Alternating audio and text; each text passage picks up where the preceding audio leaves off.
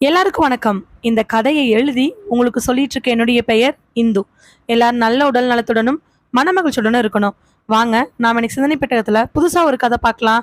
நாம இன்னிலிருந்து பார்க்க போற கதையினுடைய பெயர் 27வது வார்டு. இந்த கதை முழுக்க முழுக்க கற்பனையானது. இந்த கதையில வரக்கூடிய பெயர், கேரக்டர், இடம், கதையினுடைய கரு இது யாரையுமே மையப்படுத்தி எழுதுனதில்ல. இந்த கதையில் வரக்கூடிய அத்தனை நிகழ்வுகளும் அத்தனை பாத்திரங்களும் அத்தனையும் முழுக்க முழுக்க கற்பனையானவையே. காலைல 8 மணிக்கு டைனிங் டேபிள் உட்காந்துட்டு இருக்கிறாரு கனகசபை. கனகசபைக்கு முன்னாடி தட்டை வச்சுட்டு பக்கத்துல ஒரு காப்பியை வச்சு 2 இட்லி வச்சு சட்னி சாம்பார்லாம் ஊத்திட்டு இருக்கிறாங்க கனகசபையோட அம்மா. கண்ணு சாப்பிடுப்பா. அம்மா ரொம்ப வருத்தமா சொல்லவே கண்ணெல்லாம் கலங்கி ஏற்கனவே ரொம்ப மனமுடிஞ்சு கிடக்கக்கூடிய கனகசபை அம்மாவை பார்த்து, எப்படிம்மா சாப்பிட்றது, மனசு வரமாட்டேங்குது. ஏப்பா ஒரு நாளைக்கு ஒரு வேளை கூட சாப்பிட மாட்டேங்கிற? முந்தா நேற்று நைட்டு சாப்பிட்டது, நேற்று முச்சூடு ஒன்றும் சாப்பிடல, சாப்பிடுப்பா. இல்லைம்மா, நேற்று வெளியில் போன பக்கம் 2 வாட்டி டீ குடித்தேன், எனக்கு இப்போ பசி இல்லைம்மா, எனக்கு ஒரே கவலையாக இருக்குது. கவலை தாங்கண்ணு, எனக்கும் தான் கவலை, அதுக்காக என்ன பண்ண முடியும்? கண்ணை தொடச்சிக்கிட்டு, அம்மா பிள்ளை என்ன பண்ணுறா, ஸ்கூலுக்கு கிளம்பிட்டாளா? இல்லைப்பா, போக மாட்டேன்னு வீட்டுக்குள்ளே உட்காந்துருக்குறா. பையன் அவன் நேரமாகவே ஃப்ரெண்ட்ஸோட பைக் எடுத்துட்டு கிளம்பிட்டான். ம், நானும் கிளம்புறேம்மா, நானும் போய் பார்க்குறேன். கண்ணு ஒரு வாயாவது இல்லைம்மா, வேண்டா. சரி, கடைசிக்கு இந்த காப்பியாவது குடிச்சிட்டு போ கண்ணு. அம்மா ரொம்பவே கம்பல் பண்ண அந்த காப்பி எடுத்து மெல்ல குடிக்க ஆரம்பிக்கிறாரு. அவருடைய நினைப்பு எல்லாமே வளர்மதி மேலேயே இருக்குது. அரை டம்ளர் காப்பி குடிச்சு முடிச்ச உடனே அவருக்கு ஒரு ஃபோன் வர அதை எடுத்து பார்க்குறாரு. அதில் கான்ஸ்டபிள் சுந்தரம்னு வருது. காப்பி டம்ளரை வேகமாக டைனிங் டேபிளில் வச்சுட்டு ஃபோனை டக்குன்னு அட்டன் பண்ணி, ஐயா சொல்லுங்க ஐயா. ஐயா கேட்குதுங்களா? ஆ கேட்குதுங்க கனக சபை. வீட்டில் தான் இருக்கீங்க? ஆமாங்க ஐயா. ஃப்ரீயா? ஐயா ஃப்ரீ தாங்க ஐயா. வளர்மதி பற்றி ஏதாவது விஷயம்? அது சம்மந்தமாக தாங்க கனக சபை உங்களை கூப்பிட்டுருக்குறோம். நொச்சிக்காடு தெரியுங்களா? நொச்சிக்காடு உங்கள் ஊர்லேருந்து ஒரு 45-46 கிலோமீட்டர் தள்ளி இருக்கு நொச்சிக்காடு தெக்க. நொச்சிக்காடு ஐயா கேள்விப்பட்ட மாதிரி இருக்குதாண்ணா சரியா? சரி, உங்களுக்கு நான் உங்கள் வாட்ஸ்அப் நம்பருக்கு லொக்கேஷன் அனுப்பி வைக்கிறேன். கொஞ்சம் நொச்சிக்காடு வரைக்கும் வந்துட்டு போக முடியுமா? வரங்க ஐயா, ஆனால் விஷயம். வாங்க கனகசபை, நேரில் பேசிக்கலாம் சொல்லிட்டு கான்ஸ்டபிள் வச்ச உடனே கனகசபைக்கு நெஞ்செல்லாம் படபடக்க ஆரம்பிச்சிருது. ஃபோனை வச்சுட்டு அம்மாவை கலங்கின இதயத்தோட கைகாலெலாம் நடுங்க. மா, இங்கிருந்து நொச்சிக்காடு எவ்வளோ கிலோமீட்டருமா இருக்கும்? தெரியலையே கண்ணு, நான் அது கேள்விப்பட்ட மாதிரி இருக்கு, ஆனால் எங்கேன்னு சரியாக தெரியலையே.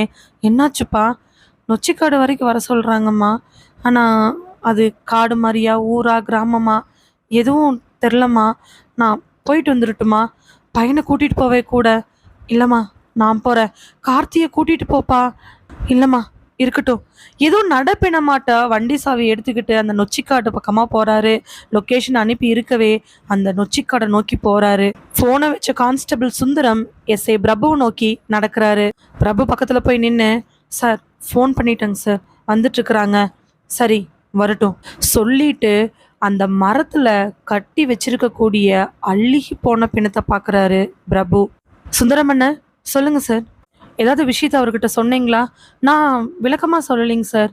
நல்லதாக போச்சு, அவர் ஏற்கனவே ரொம்ப படபரப்பாக இருந்தார். நீங்கள் இதை சொன்னீங்கன்னா இன்னும் பயந்து போயிடுவார். அவங்க பையனுக்கு ஃபோன் பண்ணி சொன்னீங்களா?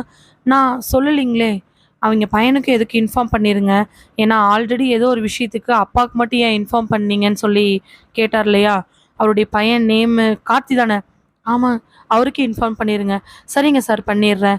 சொல்லிட்டு இருக்கும் பொழுதே ஒரு குச்சியில் ஒரு அழுகி போன பிணம், அதை கழுத்து பகுதி, இடுப்பு பகுதி, கால் பகுதி, அதே மாதிரி காலுக்கும் இடுப்புக்கும் நடுவுலன்னு சொல்லிட்டு 4 பக்கங்களில் கட்டி வச்சிருக்கிறாங்க.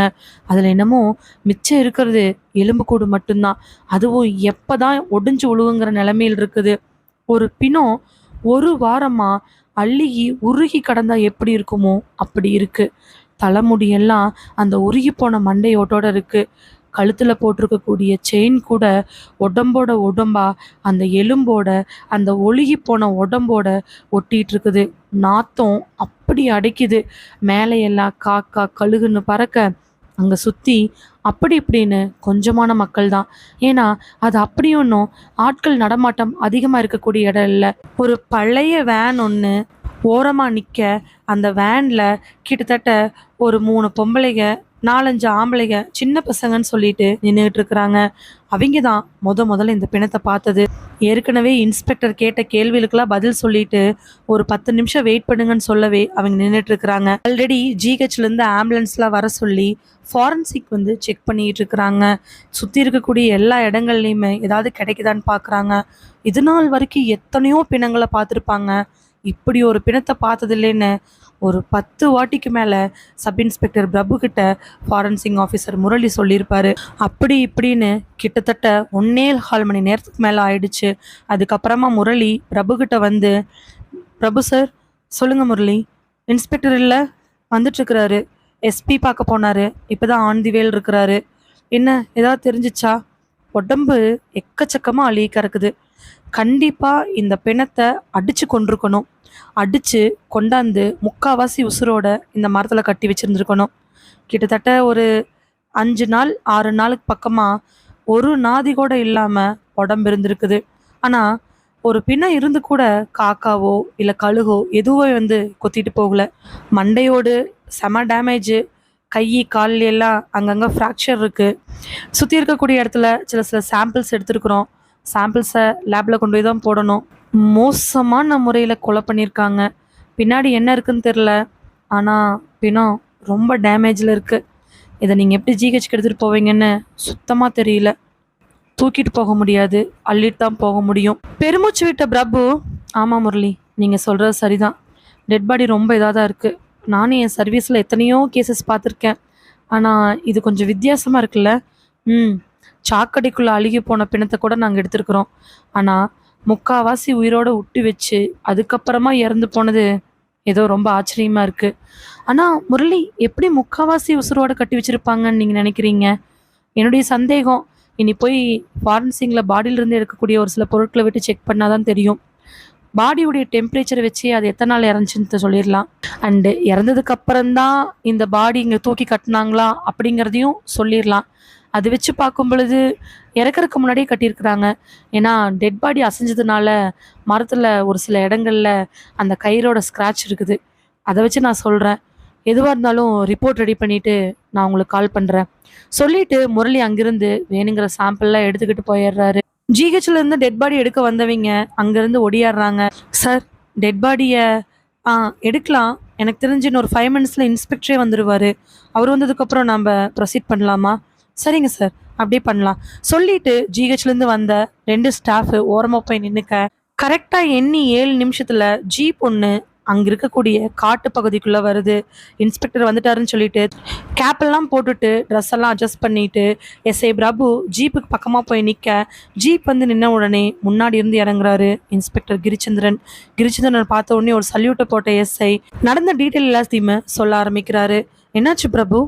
சே, டெட் பாடி என்ன இப்படி மோசமாக கிடக்குது? நீங்கள் சொல்லும்போது கூட நான் இந்த அளவுக்கு எதிர்பார்க்கல.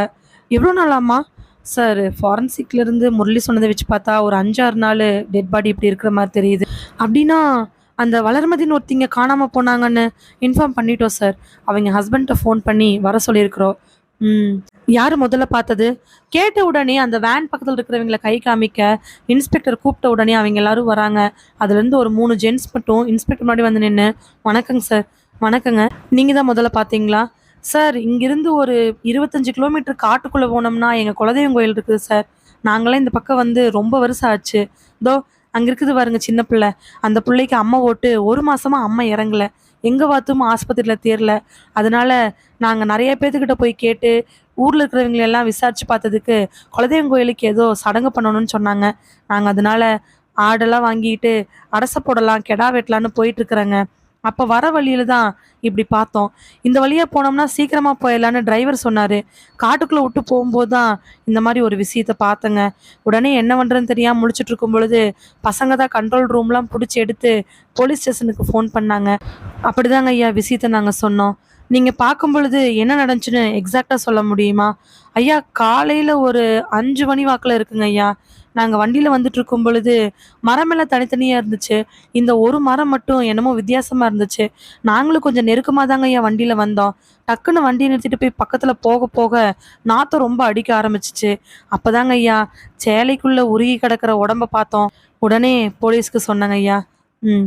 நீங்க எல்லாத்தையுமே ஆல்ரெடி கான்ஸ்டபிள் கிட்ட சொல்லிட்டீங்களா? சொல்லி எழுதியும் குடுத்துட்டேங்க. உங்க ஃபோன் நம்பரு, வீட்டு அட்ரஸு எல்லாத்தையும் குடுத்துட்டேங்க ஐயா. கோயில்ல கெடா வெட்டுறதுக்காக போம்போது இப்படி பார்த்தது மனசுக்கு ரொம்ப கஷ்டமா தாங்க இருக்கு. சரிங்க, நீங்க அதுக்காக இதெல்லாம் நிறுத்த வேண்டாம். இதெல்லாம் சாதாரணமான விஷயம் தான். இதுக்கும் உங்க குடும்பத்துக்கும் எந்த சம்மந்தமும் இல்ல. நீங்க இந்த வழியா தானே போகணும்? ஆமாங்க ஐயா. பார்த்து போங்க. நீங்க எப்ப கூப்பிட்டாலும் எங்க ஸ்டேஷனுக்கோ, கோர்ட்க்கோ வந்தாகணும். கண்டிப்பா வரேங்க ஐயா. சொல்லிட்டு அதுக்கப்புறமா இன்ஸ்பெக்டர் நம்பர்லாம் குடுத்துட்டு, ஏதாவது டீட்டெயில் இருக்குமான்னு செக் பண்ணிட்டு, அந்த ஃபேமிலிய தாட்டி விட்டுர்றாங்க. இதெல்லாம் நடந்து முடிக்கிறக்கும் போதே, ஒரு ஓரத்துல வண்டி சத்தம் கேட்க, திரும்பி பார்க்கும் பொழுது, பைக்ல வந்து இறங்குறாரு கனகசபை. கனகசபை பார்த்தோனையுமே, அங்க இருக்கிற எல்லாருக்கும் பரபரப்பு கொஞ்சம் அதிகமே ஆயிடுச்சு. கான்ஸ்டபிள் சுந்தரம் எஸ்ஐ சைகை காமிக்க, தொப்பிய போட்டுக்கிட்டு வேகமா கனகசபை பக்கத்துல ஓடி போய் நிக்கிறாரு. கனகசபை பரபரப்பா பைக்க நிறுத்திக்கிட்டு இறங்கி நிக்க, "ஐயா, இங்க எதுக்காக வர சொன்னீங்கன்னு எனக்கு தெரியலைங்க ஐயா. வளர் இருக்கிறாளாங்க ஐயா? வளரு எங்க போனான்னு கண்டுபிடிச்சிட்டீங்களா? வளர் எங்கேங்க ஐயா?" கனகசபை, "ஒண்ணுமில்ல. நான் கூப்பிட்ட விஷயத்த சொல்லிர்றேன். நீங்க பரபரப்பாக வேண்டாம். சொல்லுங்க ஐயா. உங்க மனைவி காணாம போய் 6 நாள் ஆச்சு. இப்போ இங்க ஒரு டெட் பாடி இருக்குது." "ஐயா, அது வளரா இருக்காதுங்க ஐயா. வளர் எங்காவது இருப்பா. ஐயா, ஃபோன் பண்ணி பாருங்க ஐயா. அவ கண்டிப்பா எங்காவது இருப்பாங்க ஐயா." கனகசபை, "இருக்கிற டெட் பாடி உங்க மனைவி தான் இருக்குமோன்னு சந்தேகப்பட்டு தான் உங்கள வர சொன்னோம். கண்டிப்பா உங்க மனைவி நாங்க சொல்லல. 2, 3 காரணங்கள் இருக்குது. இந்த டெட் பாடி இங்க வந்து அழுகி போயி கிட்டத்தட்ட 5, 6 நாள் இருக்குன்னு சொல்றாங்க. அந்த டெட் பாடியில சேலையெல்லாம் கட்டி இருக்கிறதுனால, அது அப்படி இப்படின்னு ஓரளவுக்கு அது பெண் தான் அப்படின்னு தெரியறதுனால சந்தேகப்பட்டு உங்களை வர சொன்னோம். ஃபாரன்சிக்லேருந்து வந்தும் கன்ஃபார்ம் ஒரு பெண் தான் சொல்லிட்டு போயிட்டாங்க. இன்னொரு முக்கியமான விஷயம், இந்த டெட் பாடிக்கு மேபி ஒரு 45லேருந்து 50 வயசு இருக்குன்னு சொன்னாங்க. இதெல்லாம் பார்த்துட்டு தான் உங்களுக்கு ஒரு இன்ஃபர்மேஷன் குடுத்தோம். நீங்க வந்து பாருங்க. பார்த்துட்டு முடிவெடுத்துக்கலாம்." கான்ஸ்டபிள் சொல்லும் பொழுதே கனகசபைக்கு உடம்பெல்லாம் நடுங்க ஆரம்பிக்குது. மனசுக்குள்ள அது கண்டிப்பா தன்னோட மனைவியா இருக்கக்கூடாதுன்னு வேண்டுதல்லையே அவர் போயிட்டுருக்கிறார். மெல்ல மெல்ல நகர்ந்து டெட் பாடி இருக்கக்கூடிய இடத்துக்கு போறாங்க. அதுக்குள்ள இன்ஸ்பெக்டர் அப்ரூவலுக்கு அப்புறமா அந்த மரத்துல இருந்த அந்த டெட் பாடி எடுத்து ஸ்ட்ரெச்சர்ல போட்டு வெள்ளை துணியை போத்தி வச்சிருக்கிறாங்க. இதே நேரத்துல இன்னொரு பைக் வந்து நிக்க, திரும்பி பார்க்கும் பொழுது கனகசபை வளர்மதியினோட பையன் கார்த்திக் தான் ஃப்ரெண்டோட வந்து இறங்குறாரு. பைக்கை கூட சரியா நிறுத்தாம வேகமா ஓடிய அந்த கார்த்திக் சப் இன்ஸ்பெக்டர் பக்கம் வந்து நின்று, "சார், அதோ ஃபோன் பண்ணீங்களா சார்?" கான்ஸ்டபிள் ஃபோன் பண்ணாரு. "அம்மா, எதுக்காக சார்? இங்க ஏதாவது?" "ஆமா கார்த்திக், இங்க ஒரு டெட் பாடி இருக்கு." "சார், அது அம்மாவா?" "சும்மா ஒரு செக்கப்பாக தான். நீங்க எதுவும் பயப்படணுங்கிற அவசியம் கிடையாது. நீங்க அன்னைக்கு உங்க அம்மா காணாம போனப்போ என்ன மாரிலாம் ட்ரெஸ் போட்டிருந்தாங்க, என்ன ஏது அப்படிங்கிற மாரி டீட்டெயில்ஸ்லாம் கேட்கலான்னு தான் கூப்பிட்டோம். பட் எதுக்கும் நீங்க வந்து பார்த்துட்டு போலாம் அப்படிங்கிறக்காக தான் சொன்னோம்." அந்த டெட் பாடிக்கு பக்கத்துல மெல்ல மெல்ல நகர்ந்து போறாரு கனகசபை. அந்த ஜிஹெச் ஸ்டாஃபு அந்த வெள்ளை துணிய லைட்டா அப்படியே விளக்க ஆரம்பிக்கிறாங்க. கார்த்திக் கைய பிசைஞ்சுக்கிட்டு பரபரப்பா பிரபுகிட்ட பேசிட்டு இருக்கிறாரு. "சார், அம்மா காணாம போன அன்னைக்கு ஆ ஆரஞ்சு கலர்ல ஒரு காட்டன் சாரி மாரி கட்டியிருந்தாங்க சார்." திரைய விலக்குன உடனே ஆரஞ்சு கலர் காட்டன் சாரீல அழுக்கு பிடிச்சு, நல்ல சாயமெல்லாம் ஓரளவுக்கு மங்கி, அங்கங்க ரத்தங்களோட அந்த டெட் பாடி படுத்திருக்குது. "சார், அதில பார்டர் வந்து கிரீன் கலர் கலந்திருக்கும் சார்." கிரீன் கலர் பார்டர பார்த்த உடனே கனகசபைக்கு தலையே சுத்த ஆரம்பிக்குது. "சார், அம்மா ப்ளவுஸ் கூட கிரீன் மாரி தான் சார் போட்டிருந்தாங்க." கிரீன் கலர் ப்ளவுஸும் அது தான் மனைவி தான் அப்படிங்கிறது கனகசபைக்கு நல்லாவே உணர்த்துது. ஆ அப்புறம் கார்த்தி, இன்னொரு கொஷின். "அம்மா கழுத்துல நகை நெறையா?" "இல்ல சார், ஒரே ஒரு செயின். அது கொடி மட்டும் தான் சார் போட்டிருப்பாங்க." கழுத்துல தான் கட்டின தாலி எலும்பு தசையோட ஒட்டிக்கிட்டு அழுகி உருகி கிடக்கக்கூடிய அந்த பிணத்தை பார்த்து அப்படி கான்ஸ்டபிள் சுந்தரம் மேல சரிஞ்சு விழுகிறாரு கனகசபை. "சார், இங்க ஒரு நிமிஷம் வாங்க சார், கீழே விழுந்துட்டாரு சார்." இந்த வார்த்தையை கேட்டுட்டு எஸ்ஐ இன்ஸ்பெக்டரை விட கார்த்தி ரொம்ப பரபரப்பா போய் அப்பாவை பார்த்த அடுத்த நொடி அந்த டெட் பாடியை பார்க்க அவனால் அதை ஜீரணிக்கவே முடியல. அதே ஆரஞ்சு கலர் சேலை, கிரீன் கலர் பார்டர், கழுத்துல ஒரு செயினோட, அதே மாதிரி அம்மா மாதிரியே கடக்கக்கூடிய அந்த அழுகி உருகி உடம்போட உடம்பா பாதி எலும்போட தெரியக்கூடிய உருவத்தை பார்த்து நிலக்குழிஞ்சு போய் நிற்கிறான் கார்த்திக். யாருமே இப்படி ஒரு விஷயத்த பார்க்க முடியாது. அதனாலயே என்னமோ கனகசபைக்கு மயக்கமே வந்துடுச்சு. இது ஒருவேளை வளர்மதியோட டெட் பாடியாக தான் இருக்குமோ அப்படிங்கிற சந்தேகத்திலிருந்து இது வளர்மதி தான் அப்படிங்கிற மாதிரி கன்ஃபார்ம் பண்ண ஆரம்பிச்சிட்டாங்க எல்லாரும். 6 நாளைக்கு முன்னாடி வியாழக்கிழமை காலையில தான் பொண்ணுக்கு ஸ்கூலுக்கு தேவையான எல்லாத்தையும் ரெடி பண்ணி கொடுத்துட்டு அவளை ஸ்கூல் வேன்ல ஏத்தி விட்டதுக்கு அப்புறமா வீட்டுக்குள்ள எட்டி பாக்குறாங்க வளர்மதி. கனகசபையை பார்த்து, ஏங்க ஏங்க தன்னோட சட்டை பட்டனை போட்டுக்கிட்டே வெளியில எட்டி பாக்குறாரு. என்னம்மா, நான் போயிட்டு வந்துட்டாங்க. ஆ, போயிட்டு வா, பார்த்து போ, முத்தையாட்ட எல்லாத்தையும் கேட்டுட்டு வா, எல்லாம் வந்து பேசிக்கலாம், சரியா? சரிங்க. ஸ்கூட்டி எடுத்துக்கிட்டு வளர்மதி கிளம்புறாங்க முத்தையாவை பார்க்கறதுக்காக.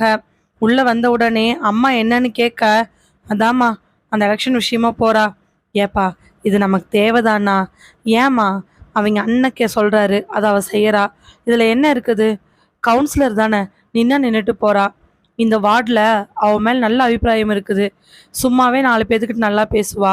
இன்னும் மக்களுக்கு நல்லது பண்ணணும்னு நினைக்கிறா. இத்தனை வருஷம் கழிச்சு முத்தையா தங்கச்சி இன்னைக்கு வைக்கணும்னு நினைக்கிறாரு. அதுவும் நாமளா கேட்கலையே, முத்தையாவா தான் சொன்னாரு. நம்ம அதுக்கு சரின்னு சொல்லியிருக்கோம். அவ்வளோதான், விடுமா, நிக்கட்டும். அம்மா எதுவுமே சொல்லாம மூஞ்சியை மட்டும் ஒரு மாதிரி பண்ணிட்டு கிச்சனுக்குள்ள போறாங்க. ஸ்கூட்டி எடுத்துக்கிட்டு முத்தையாவை பார்க்க போறதுக்காக போயிட்டு இருக்கிறாங்க வளர்மதி. ஹாஸ்பிட்டல்ல வெளியில உட்காந்துட்டு இருக்கக்கூடிய கார்த்திக்கு மனசுக்குள்ள என்னென்ன எண்ணங்கள் ஓடுதுன்னே தெரியல. எஸ்ஐ எப்ப வருவாரு, அவர்கிட்ட பேசணும்னு நினைச்சிருக்க அதே நேரத்துல எஸ்ஐ பிரபு கையில ஒரு ஷீட்டோட கார்த்தி மாடி வந்து நிக்கிறாரு. ஏற்கனவே உடைஞ்சு கிடக்கக்கூடிய கனகசபையோட அம்மா, அவங்களுடைய பொண்ணு எல்லாரும் ஒரு ஓரமா உட்காந்து அழுதுகிட்டு இருக்கிறாங்க. போஸ்ட்மார்ட்டத்துக்காக எல்லாரும் வெயிட் பண்ணிட்டு இருக்கிறாங்க, போலீஸ் முதற்கொண்டு. பக்கத்துல வந்த பிரபு, கார்த்தி, நீங்க கேட்ட மாதிரி அது உங்க அம்மாவா இருக்குமா என்னன்னு சந்தேகப்படுறீங்க, அதனால டிஎன்ஏ டெஸ்ட்டுக்கு நாங்க அப்ரூவல் வாங்கியிருக்கிறோம். ஆமா சார், ஒருவேளை யாரையாவது வேற ஒருத்தங்களை இந்த மாதிரி பண்ணிட்டு எங்க அம்மாவோட ட்ரெஸ்ஸை எங்க அம்மாவுக்கு எடுத்து போட்டிருந்துருக்கலாம்ல, எங்க அம்மாவை கடத்தி வச்சிருக்கலாம்ல, எனக்கு அந்த மாதிரியெல்லாம் தோணுது. அதனாலதான் நான் உங்ககிட்ட எங்க அம்மாவா என்னன்னு கன்ஃபார்ம் பண்ணிக்கணும்னு கேட்குறேன். முக்கால்வாசி உங்க அப்பா கன்ஃபார்ம் பண்ணிட்டாரு. பட் நீங்க உங்க அம்மாவா இருக்காது, வேற யாராவது இருக்குன்னு சொல்றீங்க. ஆமா சார், இந்த உலகத்துல எல்லாருமே ஒரே மாதிரி இருக்காங்கன்னு சொல்ல முடியாது. ஆனா லட்சத்துல ஒருத்திங்க கிட்டத்தட்ட பாக்கறதுக்கு ஒரே மாதிரி இருக்கலாம்ல. அந்த மாதிரி எங்க அம்மா ஒத்த உருவம் இருக்கிறவங்களை இந்த மாதிரி பண்ணி கூட போட்டு எங்க அம்மாவை இன்னும் அடைச்சி வச்சிருக்கலாம்ல. அப்படி அடைச்சி வச்சிருக்கவங்களுக்கு என்ன தேவைன்னு தான் எனக்கு தெரிய மாட்டேங்குது. சரி கார்த்திக், அதை அப்புறம் பார்த்துக்குவோம். டிஎன்ஏ டெஸ்ட்டுக்காக உங்கள் அம்மாவோட சாம்பிள்ஸ்லாம் நாங்கள் எடுத்து வச்சிட்டோம். இப்போது கம்பேர் பண்ணி பார்க்கறதுக்கு உங்கள் அம்மா கூட பிறந்தவங்க இல்லை உங்கள் அம்மாவோட அப்பா அம்மா அந்த மாதிரி யாராவது இருக்காங்களா? யோசிச்சு பார்த்ததுக்கு அப்புறமா அம்மாவுக்கு அம்மா அப்பா யாரும் இல்லை, கூட பிறந்தவங்களும் யாரும் கிடையாது. அம்மாவோட பெரியப்பா பையன் சித்தப்பா பசங்க அப்படின்னு வேணா இருக்கிறாங்க. சரி, எனக்கு உங்கள் அம்மாவோட நெருங்கிய ரிலேட்டிவ்ல ஒருத்தங்களும் நீங்களும் உங்கள் தங்கச்சியும் டிஎன்ஏ சாம்பிள் கொடுக்கணும். கொடுத்தீங்கன்னா அட்லீஸ்ட் ட்ரை பண்ணலாம். ஏன்னா உங்கள் அம்மாவுக்கு அம்மா அப்பா கூட பிறந்தவங்க யாருமே இல்லாதனால இந்த வழியில் தான் கண்டுபிடிக்க வேண்டியதாக இருக்குது. சரி சார், நாங்கள் ரெடி, நாங்கள் தரோம். எஸ்பிக்கு முன்னாடி உட்காந்துட்டு இருக்கிறாரு இன்ஸ்பெக்டர் கிரிச்சந்திரனை பார்த்து எஸ்பி, என்ன கிரி, கேஸ் எந்த லெவலில் போயிட்டுருக்கு? சார், போஸ்ட்மார்ட்டத்துக்காக கொடுத்துருக்கோம்.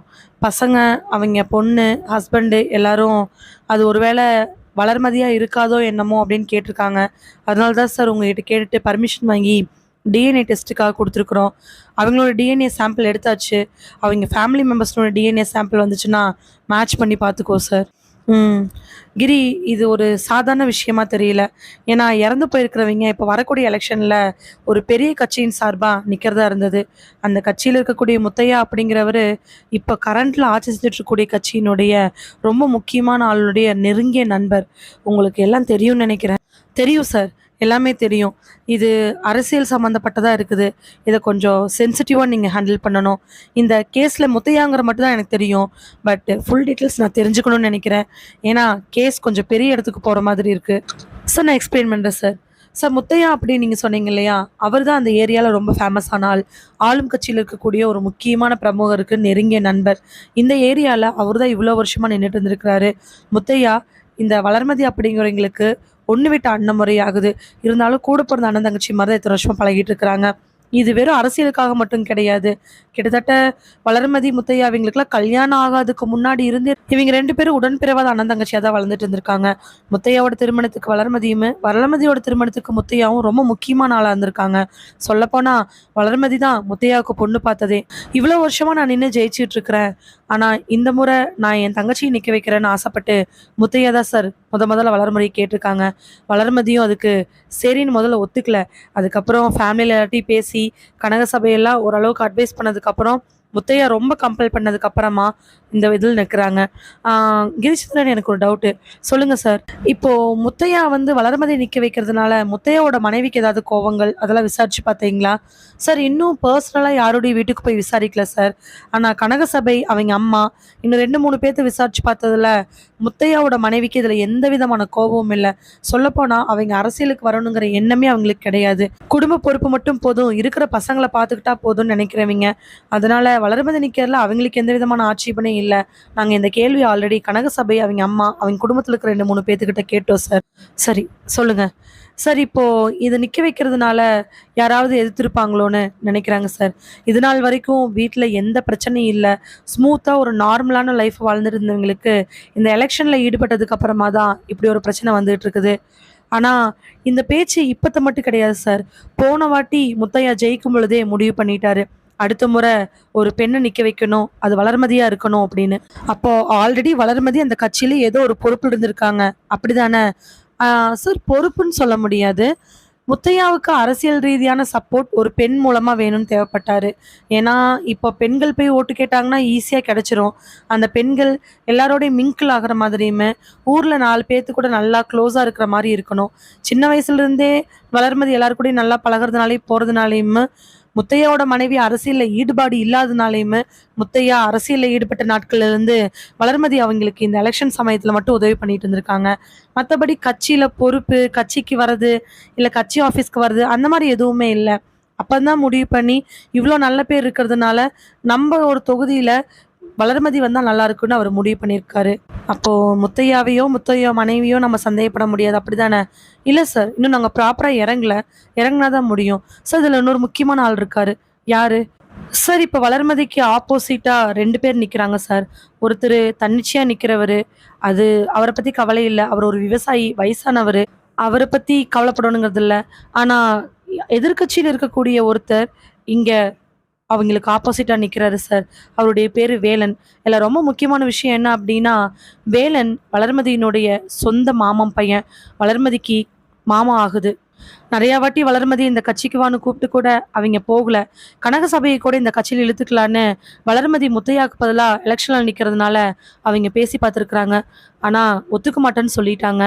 இப்போ அவரை மட்டும்தான் சார் எங்களுக்கு சந்தேக லிஸ்ட்ல வைக்க வேண்டியதாக இருக்குது. ஓகே கிரிச்சந்திரன், முத்தையா அவங்க லைனு, வேலன் அவங்க லைனு எல்லாத்தையும் கம்ப்ளீட்டாக செக் பண்ணுங்க. ஆளும் கட்சியில் இருக்கக்கூடிய ஒருத்தருடைய நெருங்கிய நண்பருக்கு இருக்கக்கூடிய சகோதரி இறந்து போனதுனால கொஞ்சம் ப்ரெஷர் நமக்கு நெருக்கத்தில் வந்துட்டு இருக்குது. நேரடியாக இன்னும் எங்கிட்ட யாரும் பேசல. யாராவது நம்மளை பேசுறதுக்கு முன்னாடி நம்ம இந்த கேஸை க்ளோஸ் பண்ணி ஆகணும். இப்போ இந்த கேஸ் என்ன ஸ்டேஜில் போயிட்டு இருக்குது சார்? அதான் சார், பையனுக்கு அவங்க வீட்டில் இருக்கிறவங்களுக்கும் ஒருவேளை அந்த டெட் பாடி வளர்மதி தான் இருக்காது அப்படின்னு சந்தேகப்பட்டு இருக்கிறாங்க. அதனால அப்பவே சொன்ன மாதிரி டிஎன்ஏ டெஸ்ட் ரெடி பண்ணியிருக்கிறோம் சார். அண்ட் ஃபாரன்சிக்ல இருந்து முரளி கால் பண்ணார் சார், ரிப்போர்ட் ரெடி ஆயிடுச்சு அப்படின்னு. நேரில் போய் டீட்டெயில் கேட்கணும் சார். ஜிஹெச்ல அவங்க ஃபேமிலி இருக்காங்க சார், கூட சப் இன்ஸ்பெக்டர் பிரபு இருக்காரு. போஸ்ட்மார்ட்டம் ரிப்போர்ட்டும் ருத்ரா ரெடி பண்ணுன்னு சொல்லிட்டாரு. இதெல்லாம் பார்த்ததுக்கு அப்புறம் தான் சார் எல்லா பக்கத்துலயும் என்கொயரிக்கு போகணும். எல்லாமே கேட்டதுக்கு அப்புறமா ஒரு நிமிஷம் யோசிச்சுட்டு பெருமூச்சு விட்டவர், கிரி, இந்த கேஸை நீங்கள் 2-3 கோணங்களில் பார்க்க வேணும்னு நான் நினைக்கிறேன். அதில் ஒன்று, முத்தையா சைடு பாருங்க. முத்தையா வளர்மதி நிற்க வைக்கிறதுனால முத்தையா மேலே வளர்மதி மேலே யாராவது கோவமாக இருந்தாங்களா? முத்தையாவை அட்டாக் பண்ணுறதுக்காக யாராவது பார்த்துக்கிட்டு இருக்கிறாங்களா? இப்படி ஒரு விதத்தில் விசாரிங்க. அண்டு வேலன் நம்ம கட்சிக்கு வராமல் அவங்க கட்சிக்கு போயிட்டாங்க அப்படிங்கிறதுனாலையோ, இல்லை வளர்மதி நின்னா கண்டிப்பாக ஜெயிச்சிருவாங்க அப்படிங்கிறதுனாலையோ வேலன் இந்த மாதிரி பண்ணாரா அப்படிங்கிற கோணத்தில் விசாரிங்க. இன்னொரு விஷயம், ஒருவேளை வளர்மதி இறந்தானா நம்ம கட்சிக்கு ஏதாவது ஒரு பெனிஃபிட்னு பெரிய கட்சிகள் நினைச்சிருச்சோ, அந்த லைன்லேயும் கொஞ்சம் விசாரிங்க. இது எதிர்கட்சி, ஆளும் கட்சி, அது இதுன்னு எதையும் பார்க்காதீங்க.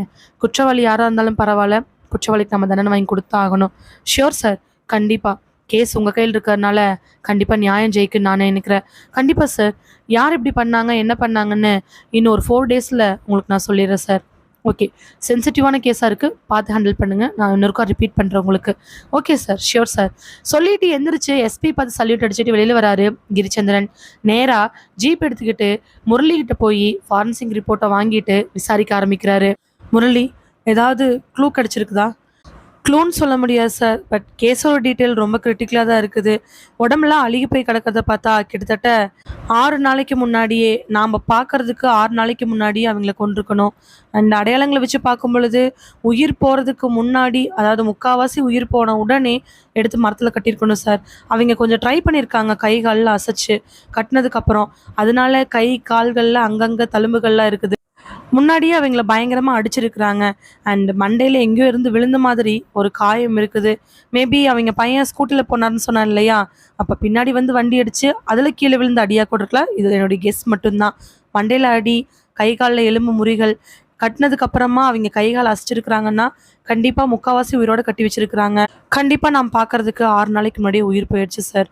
அதுக்கப்புறம் ஒரு காகமோ இல்லை கழுகோ இல்லை நாயோ எதுவுமே அவங்கள கடிக்கல, அவங்க பக்கத்துலேயே வரல.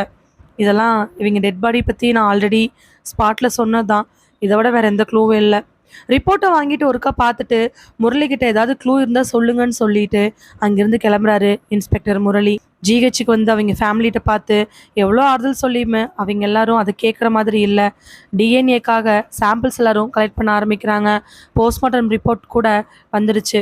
ஆனால் டிஎன்ஏ ரிப்போர்ட் வந்ததுக்கு அப்புறம் தான் டெட் பாடியை கொடுக்க முடியும் அப்படிங்கறக்காக வளர்மதியாக கருதப்படக்கூடிய அந்த டெட் பாடியை அங்கேயே வச்சிருக்கிறாங்க.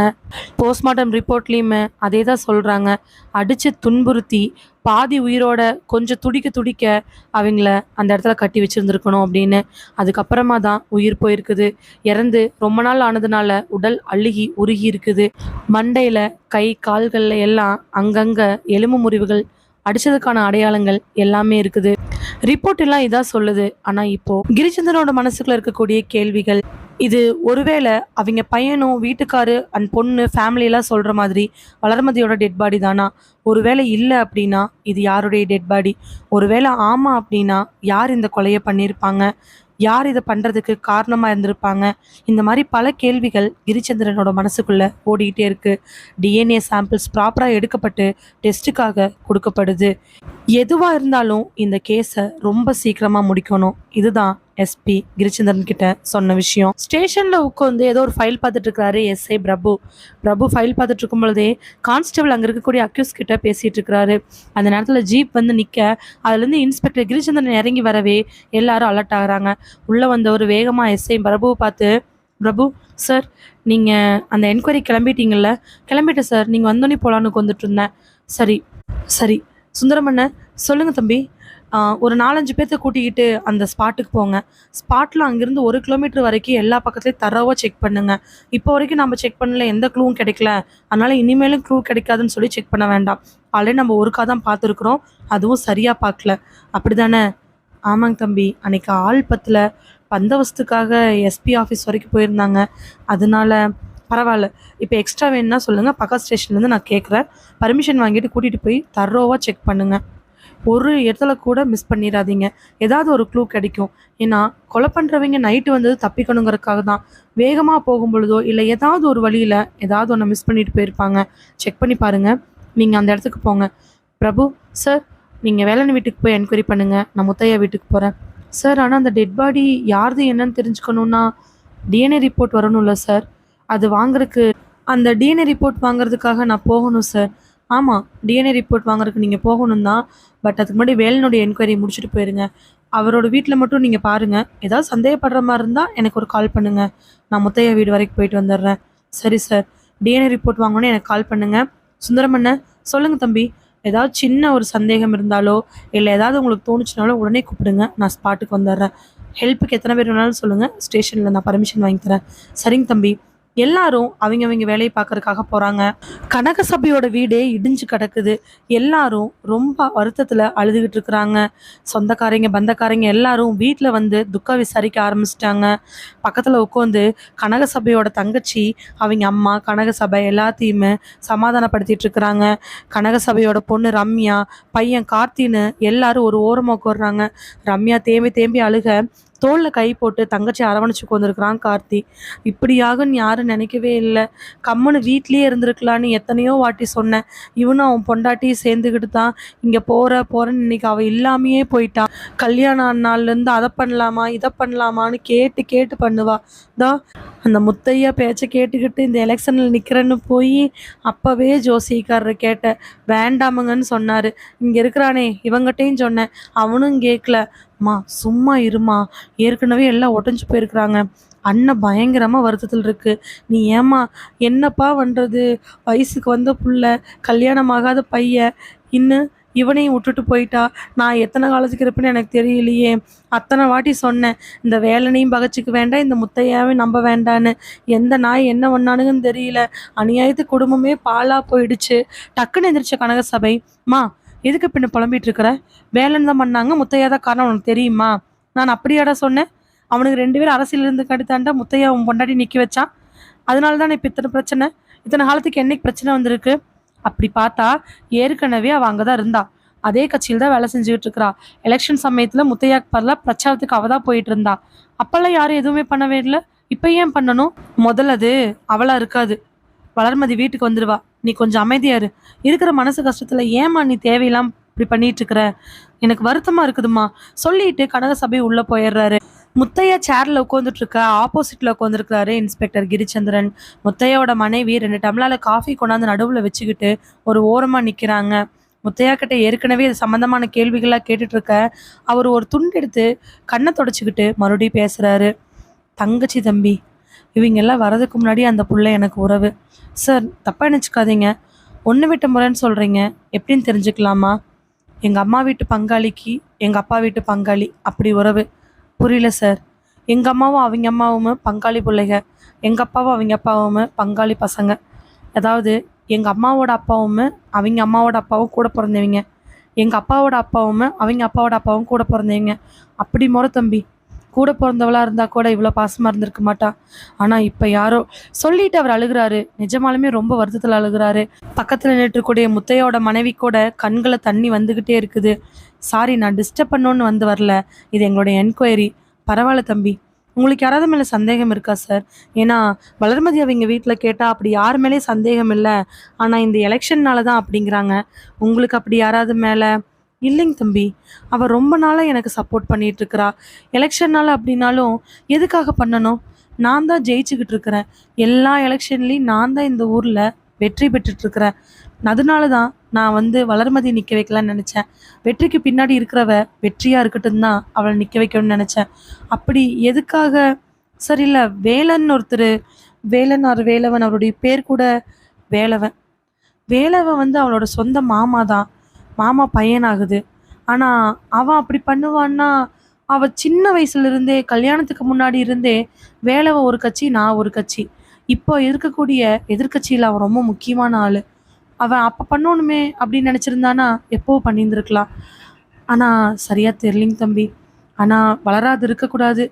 அந்த டெட் பாடி வேறு யாராவது இருக்கணும்னு டெய்லி நான் ஆண்டவனை வேண்டிக்கிட்டு இருக்கிறேன். வரணும், மறுபடியும் நிற்கணும், அவன் நல்லபடியாக எல்லாமே பண்ணணும். இந்த தொகுதியில், இந்த வார்டில் அவள் தான் ஜெயிக்கணும். அது எனக்கு ரொம்ப ஆசைங்க தம்பி. அதுக்கப்புறம் ஒரு 1/2 மணி நேரத்துக்கு மேலே முத்தையா மனைவி கிட்ட, வீட்டில் இருக்கிறவங்க என்கொயரி முடிச்சுட்டு அங்கேருந்து கிளம்பி கனகசபை வீட்டுக்கு போய் அங்கே இருக்கிற எல்லாருக்கிட்டையும் விசாரிக்க ஆரம்பிக்கிறாங்க. அன்னைக்கு ஆக்சுவலாக என்னதான் நடந்துச்சு? காலையில் எந்திரிச்சு அம்மா எல்லாம் பண்ணிட்டு தங்கச்சியை ஸ்கூலுக்கு தாட்டி விட்டுட்டு ஸ்கூட்டி எடுத்துக்கிட்டு அப்பா கிட்ட சொல்லிட்டு போகிற வரைக்குமே கார்த்தி எல்லாத்தையும் டாப் டு பாட்டம் சொல்லி முடிச்சிடுறாரு. அதுக்கப்புறம் உங்கள் அம்மா காணாமல் போயிட்டாங்கன்னு நீங்கள் எப்படி கண்டுபிடிச்சிங்க? சார், வழக்கமாக அம்மா காலைல வெளில போனாங்கன்னா மதியம் வந்துடுவாங்க. பட்டு அன்னைக்கு யாருமே கண்டுக்கல. ஈவினிங் ஒரு 6 o'clock ஆயுமே அம்மா வீட்டுக்கு வரவே இல்லை. என்ன நாங்கள் யோசிச்சுக்கிட்டே இருந்தோம். அப்போ தான் அம்மாவோட மொபைலுக்கு ஃபோன் பண்ணி பார்க்கணுன்னு தோணுச்சு. ஸோ அப்போ காலையிலேருந்து ஈவினிங் அம்மா வீட்டுக்கு வராத வரைக்கும் யாருமே ஃபோன் பண்ணி பார்க்கல. இல்லை சார், யாரும் ஃபோன் பண்ணி பார்க்கல. அப்போ அப்பா வேலைக்கு போயிட்டாரு, பிஸியாக இருப்பார். நானும் காலேஜ் போயிட்டேன். பாப்பா கிட்ட ஃபோன் இல்லை. ஆயாவும் ஃபோன் பண்ணி பார்க்கணுன்னு நினைக்கல. ஸோ 6:30க்கு ஃபோன் பண்ணும் பொழுது அம்மா ஃபோன் சுவிட்ச் ஆஃப். முத்தையா மாமாவுக்கு ஃபோன் பண்ணோம். அவர் இல்லை தங்கச்சி எப்போவோ கிளம்பிடுச்சுன்னு சொன்னார். எப்போ கிளம்பிச்சுன்னு சொன்னார்? மதியமாட்டவே கிளம்பிச்சுன்னு சொன்னார். இதே வார்த்தைகள் தான் முத்தையா ஆல்ரெடி சொல்லியிருந்தாரு. அதனால கன்ஃபார்ம் பண்ணிக்கணுங்கிறதுக்காக கிரிச்சந்திரன் மறுபடியும் கேட்கவே மதியமே கிளம்பிட்டாங்க. ஆமாம் சார். எங்கே கிளம்புனாங்கன்னு தெரியுமா? சார், மாமா கிட்ட வீட்டுக்கு போகிறதா சொல்லிட்டு வந்திருக்காங்க. ஆனால் வீட்டுக்கு வரல. நீங்கள் வேலவனை பற்றி என்ன நினைக்கிறீங்க? வேலவன் பெரியப்பா நல்லா தான் பேசுவார். என்னதான் இருந்தாலுமே எல்லா விசேஷத்துக்கு வந்து கூப்பிடுவாங்க. நாங்களும் 2-3 விசேஷத்துக்கு போயிருக்கிறோம். இந்த எலெக்ஷன் சமயத்தில் மட்டும் எதுவும் வச்சுக்க மாட்டாங்க. முத்தையா மாமா கூட அப்பப்போ ஏதாவது இடத்துல பார்த்தா வேலவன் பெரியப்பாட்ட பேசுனதை நான் பார்த்துருக்குறேன். அப்போது உங்களுக்கு பர்சனலாக வேலவன் மேலேயோ இல்லை முத்தையா மேலேயோ சந்தேகம் இல்லையா? சார் இல்லை சார், வாய்ப்பே இல்லை. வீட்டுக்கு நிறைய நல்லது பண்ணியிருக்காரு சார் முத்தையா மாமா. வேலவன் பெரியப்பா மேலே சந்தேகப்படுற அளவுக்கு இது நாள் வரைக்கும் எதுவும் நடந்ததில்லை. அப்படி பார்த்தா அம்மா கல்யாணத்துக்கு முன்னாடி இருந்தே முத்தையா மாமாவுக்கு ஹெல்ப் பண்ணிட்டு தான் இருக்கிறாங்க. அதனால இது அப்படி ஒன்றும் தெரில சார். அரசியல்னால தான் அப்படின்னா அது என்னால் நம்ப முடியல சார். வேறு ஏதாவது காரணமாக இருக்குமோன்னு மனசுக்கு தோணுது. ஆனால் டிஎன்ஏ டெஸ்ட் வந்து அது எங்கள் அம்மா இல்லைன்னு சொல்லுவாங்கன்னு நான் நம்புகிறேன் சார். அதுக்கப்புறம் வேணுங்கிற என்கொயரி எல்லாத்தையும் வீட்டு பக்கத்தில் இருக்கிறவங்க கிட்ட எல்லாத்தையும் விசாரிச்சுக்கிட்டு இன்ஸ்பெக்டர் கிரிச்சந்திரன் அதுக்கப்புறமா யார்கிட்டயாவது விசாரிக்கலாமான்னு நினச்சிட்டு அவங்க தொகுதியில் அந்த வார்டில் வளர்மதி கூட ஒர்க் பண்ணக்கூடிய லேடிஸ் கிட்ட விசாரிக்கிறதுக்காக ஒவ்வொரு வீடாக போக ஆரம்பிக்கிறாரு. கான்ஸ்டபிள் சுந்தரத்தோட தலைமையில் 6-7 பேர் இருக்கிற மாதிரியான கான்ஸ்டபிள்ஸ் எல்லாரும் அந்த ஏரியாவில் இருக்கக்கூடிய இடத்த செக் பண்ண ஆரம்பிக்கிறாங்க. ஹெட் கான்ஸ்டபிளான சுந்தரம் எல்லாருக்கிட்டையும் இன்ஸ்ட்ரக்ஷன் கொடுக்க அங்கேருந்து சுற்றி இருக்கக்கூடிய 2 கிலோமீட்டருக்கு தரோவாக செக் பண்ணுறாங்க. அந்த மரத்தை சுற்றி இருக்கக்கூடிய இடங்கள்னு எல்லா பக்கத்துலேயுமே நல்லா சல்லடை போட்டு ஒன்று விடாமல் தேடிட்டு இருக்கிறாங்க. கிடைக்கக்கூடிய பாட்டில், சின்ன கண்ணாடி துண்டு, சின்ன சின்ன பீஸான துணிகள், டிக்கெட்டு எல்லாமே தரோவாக செக் பண்ணுறாங்க. அங்கங்கே பிஞ்சு போன செப்பல்கள்லாம் கூட இருக்குது. எல்லாத்தையுமே எடுத்து எதுக்கும் வச்சுக்கலான்னு சொல்லிட்டு ஒரு அட்டைப்பெட்டியில் போட்டுக்கிட்டு இருக்கிறாங்க. டிஎன்ஏ ரிப்போர்ட் வாங்குறதுக்காக சப் இன்ஸ்பெக்டர் பிரபு வெளியில் நின்றுட்டுருக்கிறாரு. டாக்டர் ஒரு 10 நிமிஷம் கிளம்பிச்சு கூப்பிடவே டாக்டரோட ரூமுக்குள்ளே போகிறாரு. பிரபுவோட மனசுக்குள்ள கூட அது வளர்மதியா இருக்கக்கூடாது அந்த பசங்களுக்காக அப்படிங்கிற எண்ணம் இருக்குது. இன்ஸ்பெக்டர் கிரிச்சந்திரன் தண்ணி குடிச்ச சொம்ப அந்த பொண்ணுகிட்ட கொடுக்க அந்த பொண்ணு வாங்கி வச்சுக்கிறா. ஏமா, உங்களுக்கு வளர்மதி காணாம போனதுல ஏதாவது சந்தேகம் இருக்குதா? அந்த பொண்ணு 2 நிமிஷம் யோசிச்சு பார்த்துட்டு, அப்படியெல்லாம் எதுவும் இல்லைங்க சார், எங்களுக்கு ரொம்ப ஆச்சரியமா இருக்குது. வளரக்கா எங்கே வச்சுன்னு நினைக்க பயமாகவும் இருக்குது.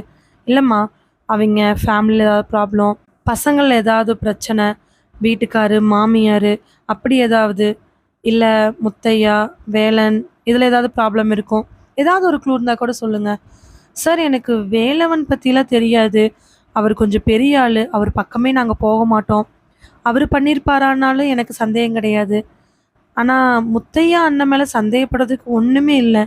முத்தையா அண்ணனும் வளரக்காவும் கூட பிறக்காதவங்களா இருந்தாலுமே பாசம் அதிகம். முத்தையா அண்ணன்னு சொல்லவே முடியாது. தங்கமான ஆள். எங்கள் வீட்டுக்காருக்கு ஒரு முறை கீழே விழுந்து காலில் அடிபட்டுருச்சு. முத்தையா அண்ணன் தான் காசு கொடுத்தாரு. கனகசபா அண்ணனையுமே குறை சொல்ல முடியாது. வளரக்காவுக்கு ஏற்ற ஆள் தான். மாமியார் அப்பப்போ பேசுவாங்க. ஆனால் வளரக்கா அதையில் ஒரு பெரிய பிரச்சனையாக சொன்னதே இல்லை. இல்லைம்மா, வேறு ஏதாவது காரணங்களில் வளர எதாலையா தலையிட்டு, ஏன்னா இந்த மாதிரி நாம் கண்ணுக்கு தெரிகிற காரணங்களை தேடிட்டு இருப்போம். கண்ணுக்கே தெரியாத காரணங்கள் அவங்க கூட நெருக்கமாக இருக்கிறவங்களுக்கு தெரியும். நீங்கள் எல்லாருமே பெண்களாக இருக்கிறதுனால ஒரே இடத்துல வேலை செய்கிறதுனால ஏதாவது சூழ்நிலையில் வளர்மதி ஏதாவது சொல்லி அந்த மாதிரி ஏதாவது இருக்குதா? அந்த பெண் அப்படியே யோசிக்க ஆரம்பிக்கிறாங்க. எதுவுமே அப்படின்னு யோசிச்சுட்டு, சார் ஒரு முக்கியமான விஷயம் சார், சொல்லுங்கள். ஒரு முறை அந்த அக்காவோட பொண்ணு ஸ்கூலுக்கு போகும் பொழுது ஒரு பையன் வழியில் மறைச்சு கிண்டல் பண்ணிட்டு பேசிக்கிட்டு அந்த பொண்ணை வம்பிழுத்துட்டு இருக்கிறான்னு அந்த அக்கா ஒரு வாட்டி பிரச்சாரத்துக்கு போகிறப்ப சொல்லிட்டு இருந்தாங்க. எவ்வளோ நாள் இருக்கும்? ஒரு 6 மாதம் இருக்கும் சார். 6 மாதத்துக்கு முன்னாடி. ஆமாம். ஃபுல்லாக டீட்டெயிலாக சொல்ல முடியுமா? சார், பிள்ளை இப்போ 9th படிச்சுட்ருக்கா சார். அப்போ 9th ஸ்டார்ட் பண்ண நேரம்னு நினைக்கிறேன். அந்த பொண்ணு ஸ்கூலுக்கு சைக்கிள் தான் போவாள். போகிற வழியில் ஒரு பாலிடெக்னிக் காலேஜ் இருக்குது சார். அங்கே ஒரு பையன் அவங்க ஸ்கூலில் படித்த பையனாமா. இந்த பொண்ணு பின்னாடி வர பேச, சைக்கிளை மறைச்சி எதுவுமே பேசாமல் வெறும் அந்த பெல்லை மட்டும் அடிச்சுட்டு போன்னு சொல்லன்னு ரொம்ப டார்ச்சர் பண்ணிட்டு பண்ணாட்டிருக்கு. பொண்ணு ரொம்ப வீட்டில் வந்து டல்லாக இருக்கான்னு அங்கங்கே பார்க்கும்போதெல்லாம் எங்கள் டீமு இதோ அந்த வீட்டுக்கு வருங்க, அதில் சரசுன்னு ஒரு அக்கா இருக்காங்க. என்னை விட அந்த அக்கா க்ளோஸு. அந்த அக்கா கிட்டேயுமே சொல்லிக்கிட்டே இருந்தாங்க. நாங்க தான் என்ன ஏதுன்னு விசாரிங்கன்னு தனியா கூட்டிட்டு போய் ஒரு வாட்டி விசாரிச்சதுக்கு அந்த பொண்ணு விஷயத்த சொல்லியிருக்கிறா. உடனே அடுத்த நாள் இந்த அக்கா ஸ்கூட்டில அந்த பொண்ணு ஸ்கூலுக்கு கூட்டிட்டு போனாங்க. அப்ப அந்த பையன் அதே மாரி நிக்க, கூப்பிட்டு மிரட்டி போலீஸ்ல புடிச்சு குடுத்துருவேன், ஒழுங்கா இருந்துக்கோன்னு சொல்லி என்னென்னமோ சொல்லியிருக்கிறாங்க. அதனால அந்த பையன் அடுத்த நாள்லேருந்து வரதில்லைன்னு அந்த பொண்ணு சொல்லிட்டு இருந்தா. அது ஒரு பிரச்சனை தான் சார் ஞாபகம் இருக்கு. கார்த்திய பத்தி நாம சொல்லணுங்கிறதே இல்ல. தங்கமான பையன். ஆம்பள பசங்கள் இவ்ளோ பொறுப்பா இருக்கிறது ரொம்ப கஷ்டம். அப்போ இந்த மாரி ஒரு இன்சிடென்ட் நடந்திருக்கு இல்லையா? ஆமா சார். வேற ஏதாவது சார் அது இதுதான் சார் எனக்கு தெரியும். சரி உங்கள விட யாரோ க்ளோஸ்ன்னு சொன்னீங்களே அந்த வீட்ல, அவைங்க யாரு? சரசக்கா சார். வீட்ல இருப்பாங்களா? இருக்காங்க சார். எப்பவுமே இந்த கட்சி விஷயமா, இந்த அரசியல் விஷயமா வளரக்கா கூட தான் சுத்திட்டு இருப்பாங்க. வளரக்கா இப்போ நிக்கிறதுனால, வளரக்கா கூடயே தான் 24 மணி நேரம் இருப்பாங்க. இப்ப அந்த அக்கா 1 வாரமா இல்லாதனால வீட்ல தான் சார் இருக்காங்க. சரி நான் பார்த்துக்கிறேன். சொல்லிட்டு எந்திரிச்சு ஒரு வணக்கத்த வச்சுக்கிட்டு கிரிச்சந்திரன் அந்த வீட்ல இருந்து ரோட கிராஸ் பண்ணி சரஸோட வீட்டுக்கு போற அதே நேரத்துல அவருடைய செல்போன் அடிக்க ஆரம்பிக்குது. எடுத்து பார்க்கும் பொழுது அந்த ஹெட் கான்ஸ்டபிள் சுந்தரத்தினுடைய நம்பர் வரவே வேகமா அட்டன் பண்ணி, "சொல்லுங்கண்ணே." "தம்பி செக் பண்ணிட்டு இருக்கிறேங்க தம்பி. ஆனா இங்கிருந்து ஒரு 1½ கிலோமீட்டர்ல ஒரு பர்ஸ் ஒண்ணு கடந்திருக்குதுங்க தம்பி. அத கான்ஸ்டபிள் கேசவன் எடுத்துட்டு வந்து குடுத்தாரு." "அப்படியா? உள்ள என்ன இருக்குது?" ஒரு ரூ. 20 நோட்டுங்க தம்பி. அப்புறம் ஒரு ஃபோட்டோ. ஆனா, அந்த ஃபோட்டோல அந்த அம்மாவோட மூஞ்சி சரியா தெரியல. அது கூட உள்ளுக்குள்ள ஒரு சீட்டு. அது நகை அடகு வச்ச சீட்டாட்ருக்குதுங்க தம்பி. அது கூட ஒரு பஸ் டிக்கெட் இருக்குது. ரூ. 15 பஸ் டிக்கெட்டு. சரிண்ணே. நீங்க அத ஸ்டேஷனுக்கு கொண்டு வாங்க. நகை அடகு வச்சதுன்னு சொல்றீங்கல்ல, அந்த சீட்ல இருக்கக்கூடிய நகை கடைக்கு போய் கேட்டோம்னா, நமக்கு ஏதாவது க்ளூ கிடைக்கும்னு நெனைக்கிறேன். நீங்க இன்னும் தரவா செக் பண்ணிட்டு ஈவினிங் ஸ்டேஷனுக்கு வரும்போது எனக்கு மறக்காம கொண்டாந்துருங்க. ஆ சரிங்க தம்பி. இன்னும் ஏதாவது இருக்குதான்னு தேடி பார்த்துட்டுருக்குறோம். பார்த்து முடிச்சுட்டு ஏதாவது கிடைச்சா நான் கொண்டார்றேன். சரிங்கண்ணே. பேசிட்டு இருக்கவே லைன்ல பிரபுவோட நம்பர் வர, "அண்ணா ஸ்டேஷனுக்கு வாங்க பேசிக்கலாம்." பிரபு கூப்பிடுறாரு. "சரிங்க தம்பி." ஃபோன அட்டெண்ட் பண்ண பிரபு பேசுறாரு. "சார், சொல்லுங்க பிரபு. டிஎன்ஏ ரிப்போர்ட் வாங்கிட்டீங்களா?" "வாங்கிட்டேன் சார்." "என்ன போட்டிருக்குது?" "சார், இறந்து போனது வளர்மதி தான் சார்." "கன்ஃபார்மா?" "ஆமா சார். டிஎன்ஏ எல்லாம் பக்காவா மேட்ச் ஆகுது. அண்டு ஃபேமிலில அவங்க குடுத்த அடையாளங்கள் எல்லாமே ஆல்ரெடி மேட்ச் ஆகுதுன்னு டாக்டர் ருத்தா போஸ்ட்மார்ட்டம் ரிப்போர்ட்ல குடுத்துருக்காரு சார். இந்த டெட் பாடி வளர்மதியோட டெட் பாடி தான் சார்." "Confirm sir." 7 நாளைக்கு முன்னாடி, அதாவது வளர்மதி காணாம போன நாள் மதிய நேரம் முத்தையா வீட்லேருந்து வெளியில வராங்க. "ஒரு வாய் சாப்பிட்டு போலாம்ல." "இருக்கட்டும் அண்ணி, நான் வீட்டுக்கு போறேன். சமைச்சு வச்சுட்டு வந்தேன். எங்க அத்தை வேற காத்துக்கிட்டு கிடப்பாங்க. சாப்பிட்ருப்பாங்க. இருந்தாலும் இவ்வளோ நேரம் ஆகுதேன்னு பார்ப்பாங்க. நான் கிளம்புறேன் அண்ணி." "அண்ணே, நான் போயிட்டு வரேன்." "சரிப்பா, போயிட்டு வா. நீ வேலையா போய் தலைவரை பார்த்து ஒரு சால்வையை போத்திட்டு அந்த பரிசை கொடுத்துட்டு வந்துரு." "அண்ணே, நீங்களும் வரலாம்ல." "இல்லப்பா, நீ இந்த தொகுதியில் நிற்கணும்னு அவர் தான் ரொம்ப ஆசைப்பட்டாரு என்னை விட. நீ ஏன் போய் பார்த்துட்டு வா.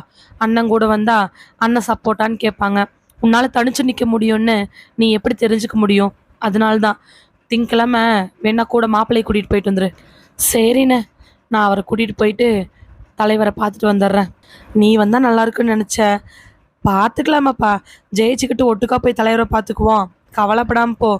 அதுக்கப்புறம் முத்தையா கிட்டயும் அவங்களுடைய மனைவிட்டையும் பேசிக்கிட்டு வண்டி எடுத்துக்கிட்டு வராங்க வளர்மதி.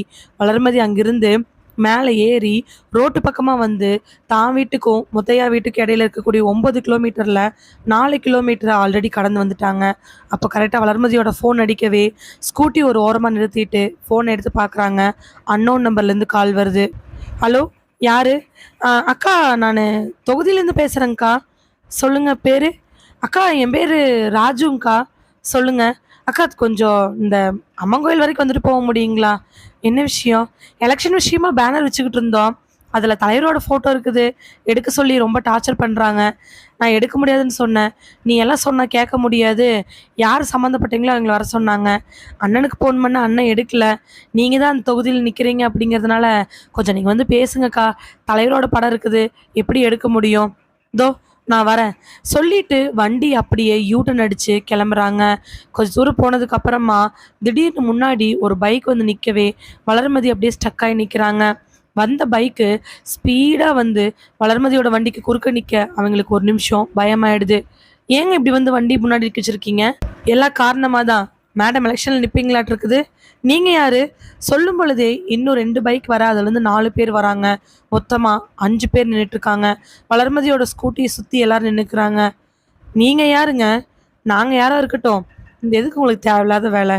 சும்மா பென்னு அது இதுன்னு நல்ல பேர் வாங்கிட்டு என்ன பண்ண போறீங்க? என்ன எதிர்க்கட்சியா? எதிர்க்கட்சியும் இல்ல, ஆளுங்கட்சி இல்ல, தனி கட்சியும் இல்ல, சுயேட்சை கட்சிக்காரனும் கிடையாது. நான் என்ன சொல்றேன்னா, நீ இந்த எலெக்ஷன்ல நிக்காத. இது முன்னாடி மாரியே இருந்துட்டு போட்டும். எதுக்கு தேவையில்லாம நீ உள்ள வந்து போட்டியிட்டு, அத பண்ணி, இத பண்ணி, யார் நிக்கிறாங்களோ அவங்களே நின்னுட்டு போட்டும். உனக்கு என்ன? சொல்லிட்டு அந்த ஆள் பக்கத்துல வர வளர்மதி உடனே டக்குன்னு ஃபோன் எடுத்து முத்தையாவுக்கோ, இல்ல கனகசபைக்கோ ஃபோன் பண்ணலான்னு நினைக்கும் பொழுது, அவங்களுடைய ஃபோனை டப்புன்னு ஒரு ஆள் தட்டி விடுறாரு. ஃபோன் போய் கீழே விழுந்துருது. வளர்மதி ஃபோன் எடுக்க போகலான்னு சொல்கிறதுக்குள்ள அவங்க முடியை பிடிச்சு இழுத்து ஓங்கி ஒரு அறைய ஸ்கூட்டி ஒரு புறம் விழுக வளர்மதி ஒரு புறம் விழுந்துடுறாங்க. வளர்மதி கீழே விழுந்த உடனே அழுதுகிட்டே எந்திரிக்கும் பொழுது அந்த ஆள் முதல்ல பைக்கில் வந்த ஆள், டேய் இவளை தூக்கிட்டு வாங்கடா, இங்கிருந்து 45 கிலோமீட்டரில் நொச்சிக்கடன் ஒன்று இருக்கு, அங்கே கொண்டு போய் முடிஞ்சா பார்க்கலாம், இல்லைன்னா அடிச்சு தொங்க விட்டுற வேண்டியதுதான். சொன்னதுக்கு அப்புறமா வளர்மதியோடைய ஸ்கூட்டியை ஒருத்த எடுத்துக்க, வளர்மதியை பின்னாடி ஏற்றிக்கிட்டு முன்னாடி ஒருத்த ஓட்ட, பின்னாடி வளர்மதிக்கு பின்னாடி உட்காந்து ஒரு சூழ்நிலை, சங்கடமான சூழ்நிலை வளர்மதி அங்கிருந்து கூட்டிகிட்டு போகிறாங்க. கைகள் பின்னாடி கட்டப்பட்டு முடி இழுத்துட்டு வளர்மதியோட வாயை கட்டிட்டு காட்டுப்பகுதியிலேயே நொச்சிக்காட்டை நோக்கி வளர்மதியை கூட்டிகிட்டு போகிறாங்க. வளர்மதியோட கண்களில் கண்ணீர் முனகள் எல்லாமே இருக்குது, ஆனால் பேச முடியாது. கடத்திட்டு போகிறவங்க பைக்கில் கூட்டிகிட்டு போகும் பொழுது ஏற்பட்ட அவமானமே அவங்கனால தாங்கிக்க முடியல. வளர்மதி அந்த பைக்கில் நொச்சிக்காட்டை நோக்கி கூட்டிகிட்டு போகப்படுறாங்க. 2 நாள் கழிச்சு சுப்பிரமணி ரொம்ப பரபரப்பாக ஃபோனில் பேசிகிட்டு இருக்கிறாரு. அண்ணே என்னென்ன பண்ணுறது, எனக்கு ரொம்ப பயமாக இருக்குது, காலையில் தானே பார்த்தேன், நான் என்னென்ன பண்ணட்டும்? சுப்பிரமணி நீ பெரிய பிரச்சனையெல்லாம் மாட்டி விட பார்க்குற, இந்த விஷயம் வெளியில் போச்சு கண்டிப்பாக நம்ம அவ்வளோதான், போலீஸ் வலை வீசி தேடுவாங்க.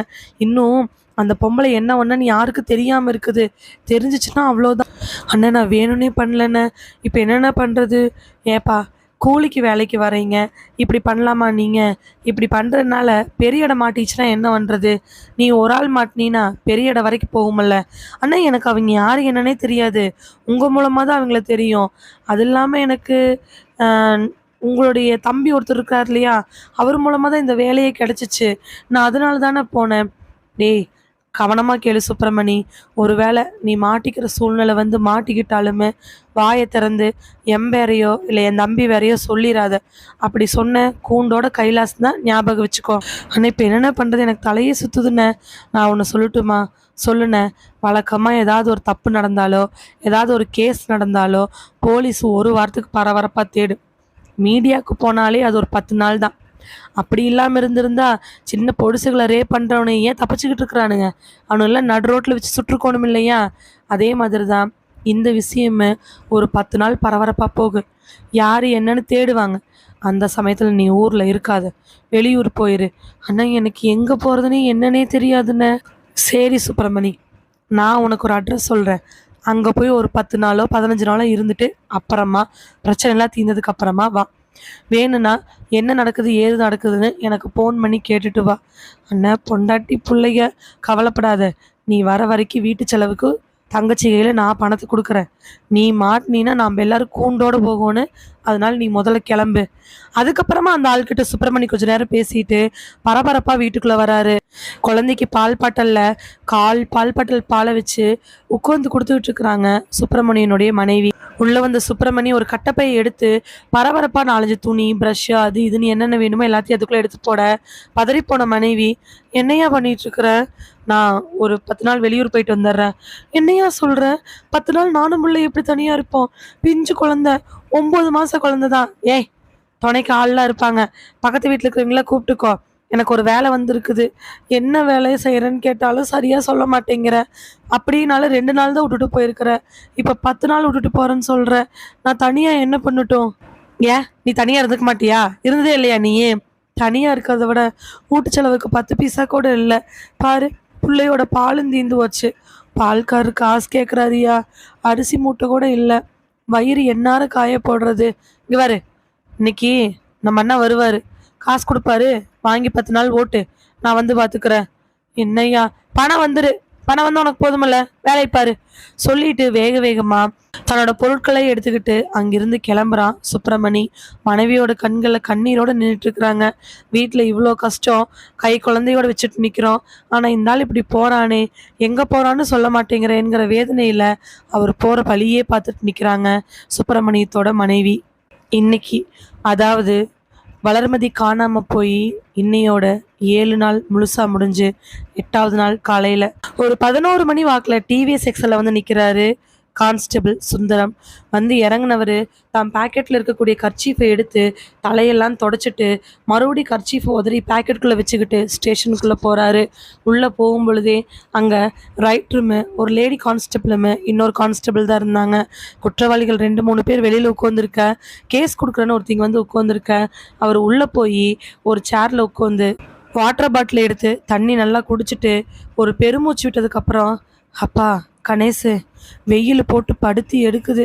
சரி, இன்ஸ்பெக்டர் வந்தாரா? ஆ வந்தாருண்ணே. எங்கே போயிருக்கிறாரு? அவர் ஏதோ எஸ்பி கூப்பிட்டாருன்னு போயிருக்கிறாரு. எஸ்ஐ எஸ்ஐ வந்தார். அதான் அந்த அம்மா பேர் என்ன, எலெக்ஷனில் நின்றுச்சே ஒரு அம்மா, 27வது வார்டில். ஆமாம், வளர்மதி. ஆ ஆ அந்த அம்மா கேஸ் விஷயமா மறுபடியும் விசாரிக்கணும்னு சொல்லிட்டு யாரோ ஒரு பெரிய ஆளை பார்க்க போகிறேன்ட்டு எஸ்ஐ போயிட்டாரு. இன்ஸ்பெக்டருமே எஸ்பி பார்த்துட்டு நேராக அங்கே போகிறேன்னு சொன்னார். என்னென்ன ஏதாவது தெரிஞ்சிச்சா? அந்த கேஸ்க்காக நம்மளும் படாதவாடு படுறோம், ஒன்றும் தெரிஞ்ச மாதிரி தெரியல. போஸ்ட்மார்ட்டம் ரிப்போர்ட்டு, ஃபாரன்சிக்கு, டிஎன்ஏன்னு எல்லாம் பண்ணியாச்சு, எந்த துப்பும் கிடைக்கல. அதான் ஏதோ ஒரு பர்ஸு கிடச்சிச்சின்னு சொன்னீங்களே, அந்த பர்ஸ்லேருந்து ஏதோ எடுத்தீங்களே, அதை போய் விசாரிச்சுட்டு வந்துட்டீங்களா? கேட்ட கணேஷ்னை மேலையும் கீழையும் பார்த்த கான்ஸ்டபிள் சுந்தரம் நேரம் எஸ்ஐக்குமே இன்ஸ்பெக்டருக்கு பதில் சொல்ல வேண்டிய நானும் உனக்கு சொல்ல வேண்டியதாக இருக்குது. ஹெட் கான்ஸ்டபிளாக இருந்து என்ன பிரயோஜனம்? கணேசனுக்கெல்லாம் நான் பதில் சொல்லணும். என்னென்ன, நான் சும்மா தானே விசாரித்தேன். போய் வெயிலில் அலைஞ்சிட்டு வா. தொப்பி போட்டிருக்கீங்களண்ணே, அதே தொப்பி நீயும் போட்டுட்டு போ. இந்த விஷயத்தை போய் எஸ்பி ஆஃபீஸில் கூட இன்ஸ்பெக்டர் சொல்லிட்டு வரையா? அண்ணே சும்மா இருங்கண்ணே, கேஸ் கொடுக்க வந்தவங்களோட கேஸை வாங்கி நான் எழுதிக்கிட்டு இருக்கிறேன். நீ என்னென்ன ஆச்சு? ஏதாவது விஷயமா? ஏதாவது பிடிபட்டுச்சா? ஆமாப்பா, இந்த சீட்டை கொண்டு போய் அந்த நகைக்கடைக்காரங்களை விசாரிக்க சொன்னாங்க. நகைக்கடைக்கு போனேன், விசாரித்தேன். சொன்ன டேட்டில் ஒருத்தன் வந்து 2 தோடை வச்சுட்டு போயிருந்துருக்குறான். தோடுனா பெருசு கிடையாது, ஒரு அரை பவுன் அந்த மாதிரி ஒரு தோடாமா வச்சுட்டு அவன் தான் அந்த ரசீதை வாங்கிட்டு போயிருந்துருக்குறான். அப்புறம் என்னண்ணே, அவள் யார் என்ன வீட்டில் போய் பார்க்க வேண்டியதானே? அங்கே தானே பெரிய பிரச்சனை. என்னண்ணா பிரச்சனை? பேசிட்டு இருக்கும் பொழுதே வெளியில ஜீப் வந்து நிக்க, அதுல இருந்து கிரிச்சந்திரன் இறங்கி வராரு. இன்ஸ்பெக்டர் கிரிச்சந்திரன் உள்ள வரும் பொழுது எல்லாரும் எந்திரிச்சு நின்று சல்யூட் அடிக்க, அவர் டக்குன்னு கான்ஸ்டபிள் சுந்தரத்தை பார்த்து, சுந்தரம் அண்ணே வந்தாச்சா? வந்தாச்சுங்க தம்பி, இப்பதான் வந்தேன். ஏன் இப்படி மூச்சு வாங்குறீங்க? ஒரே வெயிலுங்க தம்பி. நீங்க எஸ்பி ஆஃபீஸ் வரைக்கும் போயிருக்கிறீங்கன்னு சொன்னாங்க கணேஷ். ஆமாண்ணே, இந்த கேஸ் விஷயமா தான் போயிட்டு வந்தேன்.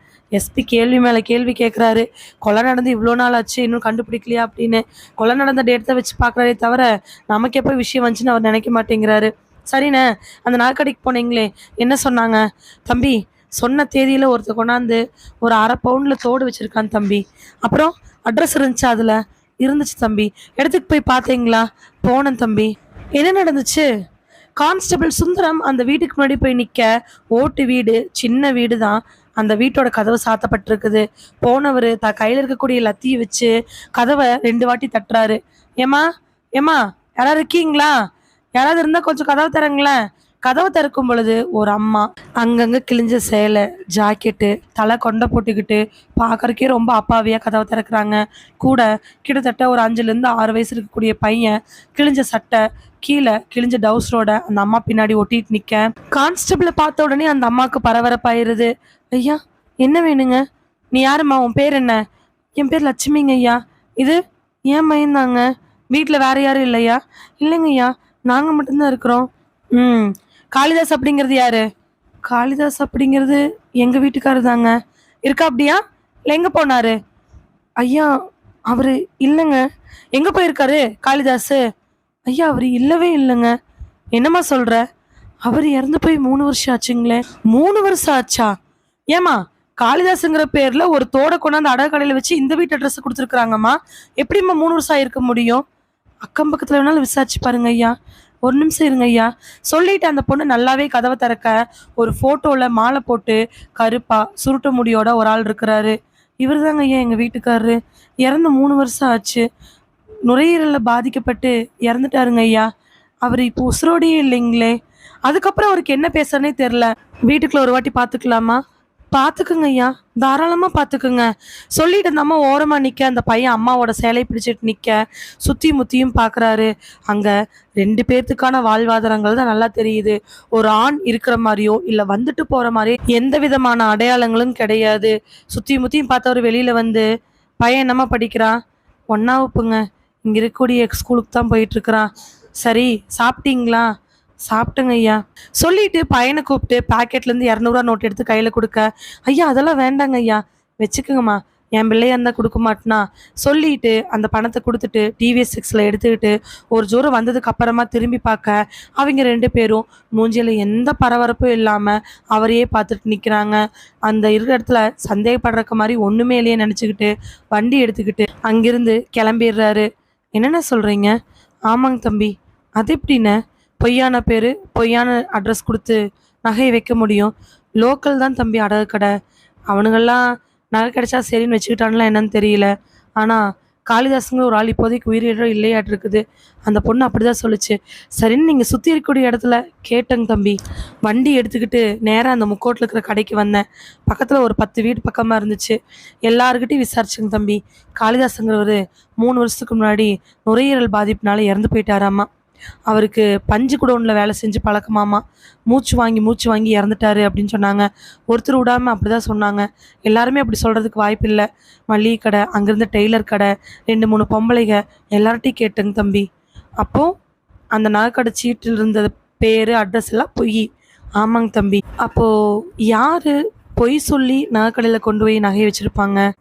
யோசிக்க ஆரம்பிக்கிறாரு இன்ஸ்பெக்டர் கிரிச்சந்திரன். நகையை கொண்டு போய் இல்லாத ஒரு ஆளினுடைய பேர்லையும் அட்ரஸ்லையும் வைக்கிறதுக்கான காரணம் என்ன? அப்போ இந்த கொலையில அந்த ஆளுக்கு முக்கியமான சம்பந்தம் இருக்கு. ஆனா அந்த ஆள் யாரு, எங்கிருப்பாரு அப்படின்னு கண்டுபிடிக்கிறதுக்கான வழி எங்கேயுமே இல்லை. எஸ்பி வேற இன்னும் 1 வாரத்தில் இந்த கேஸை க்ளோஸ் பண்ணி ஆகணும், எலெக்ஷன் வரப்போகுதுன்னு ஸ்ட்ரிக்டாக சொல்லவே இன்னும் அவருக்கு ப்ரெஷர் அதிகமாயிட்டே தான் போகுது. காளிதாஸ் யாரு? எதுக்காக காளிதாஸ் பேர்ல பொய்யா நகையை வைக்கணும்? காரணம் என்னவா இருக்க போகுது? கண்டிப்பா மாட்டிக்க கூடாதுங்கிறதா தான் இருக்கும். நல்லா தூங்கிட்டு இருக்கக்கூடிய சுப்பிரமணியத்தோட ஃபோன் அடிக்குது. வெறுக்குன்னு எந்திரிச்சு பயந்து ஃபோனை பார்க்கும் பொழுது அதுல மனைவியோட நம்பர் வருது. என்னது, இவ ஃபோன் பண்றா? இந்த நம்பர் அவளுக்கு எப்படி தெரியும்? அது அண்ணனுக்கு மட்டும்தானே தெரியும். சரி பார்க்கலாம். ஃபோனை ஆன் பண்ணி காதில் வச்சு பேச ஆரம்பிக்கிறாரு. ஹலோ, என்னடி, எங்கேயா இருக்க? ஏன் உன் ஃபோன் எடுக்க மாட்டேங்குது? என் ஃபோன் இங்கே தான் இருக்குது. உனக்கு இந்த நம்பரை யார் கொடுத்தா? யார் கொடுப்பா? இந்த ஃபோன் நம்பர் அந்த பரமேஸ்க்கு மட்டும்தான் தெரியுமாம்ல? ஆமாம், அதனால தான் கேட்குறேன். பரமேஸ்வரன்னா கொடுத்துச்சு? ஆமாம், அந்த ஆள் தான் கொடுத்தான். 4 நாளாக பிள்ளைக்கு காய்ச்சல். என்ன ஏதுன்னு சொல்லலான்னு உனக்கு ஃபோன் பண்ணால் நீ ஃபோனே எடுக்க மாட்டேங்கிற. நான் வந்தே 3 நாள் தாண்டி ஆச்சு. விட்டுட்டு வந்த அன்னைக்குன்னு சேர்த்து தான் சொல்கிறேன். நீ இந்த பக்கம் போனோடனே பிள்ளைக்கு காய்ச்சல், ஆஸ்பத்திரி கூட்டிகிட்டு போகணும். பரம அண்ணா காசு கொடுத்துருப்பாரு. ஆமாம், முதல் நாள் வந்து கையில் 1000 ரூபா கொடுத்தான். வீட்டுக்கெல்லாம் வாங்கி போட்டது போக கையில் 300 ரூபா இருந்துச்சு. 300 ரூபாய் வச்சுட்டு நான் என்ன உனக்கு ஆஸ்பத்திரி இல்லை? இப்போ என்ன தாண்டி சொல்கிற? எனக்கு பணம் வேணும். இல்லை நீ வீட்டுக்கு வா. நான் வர முடியாது.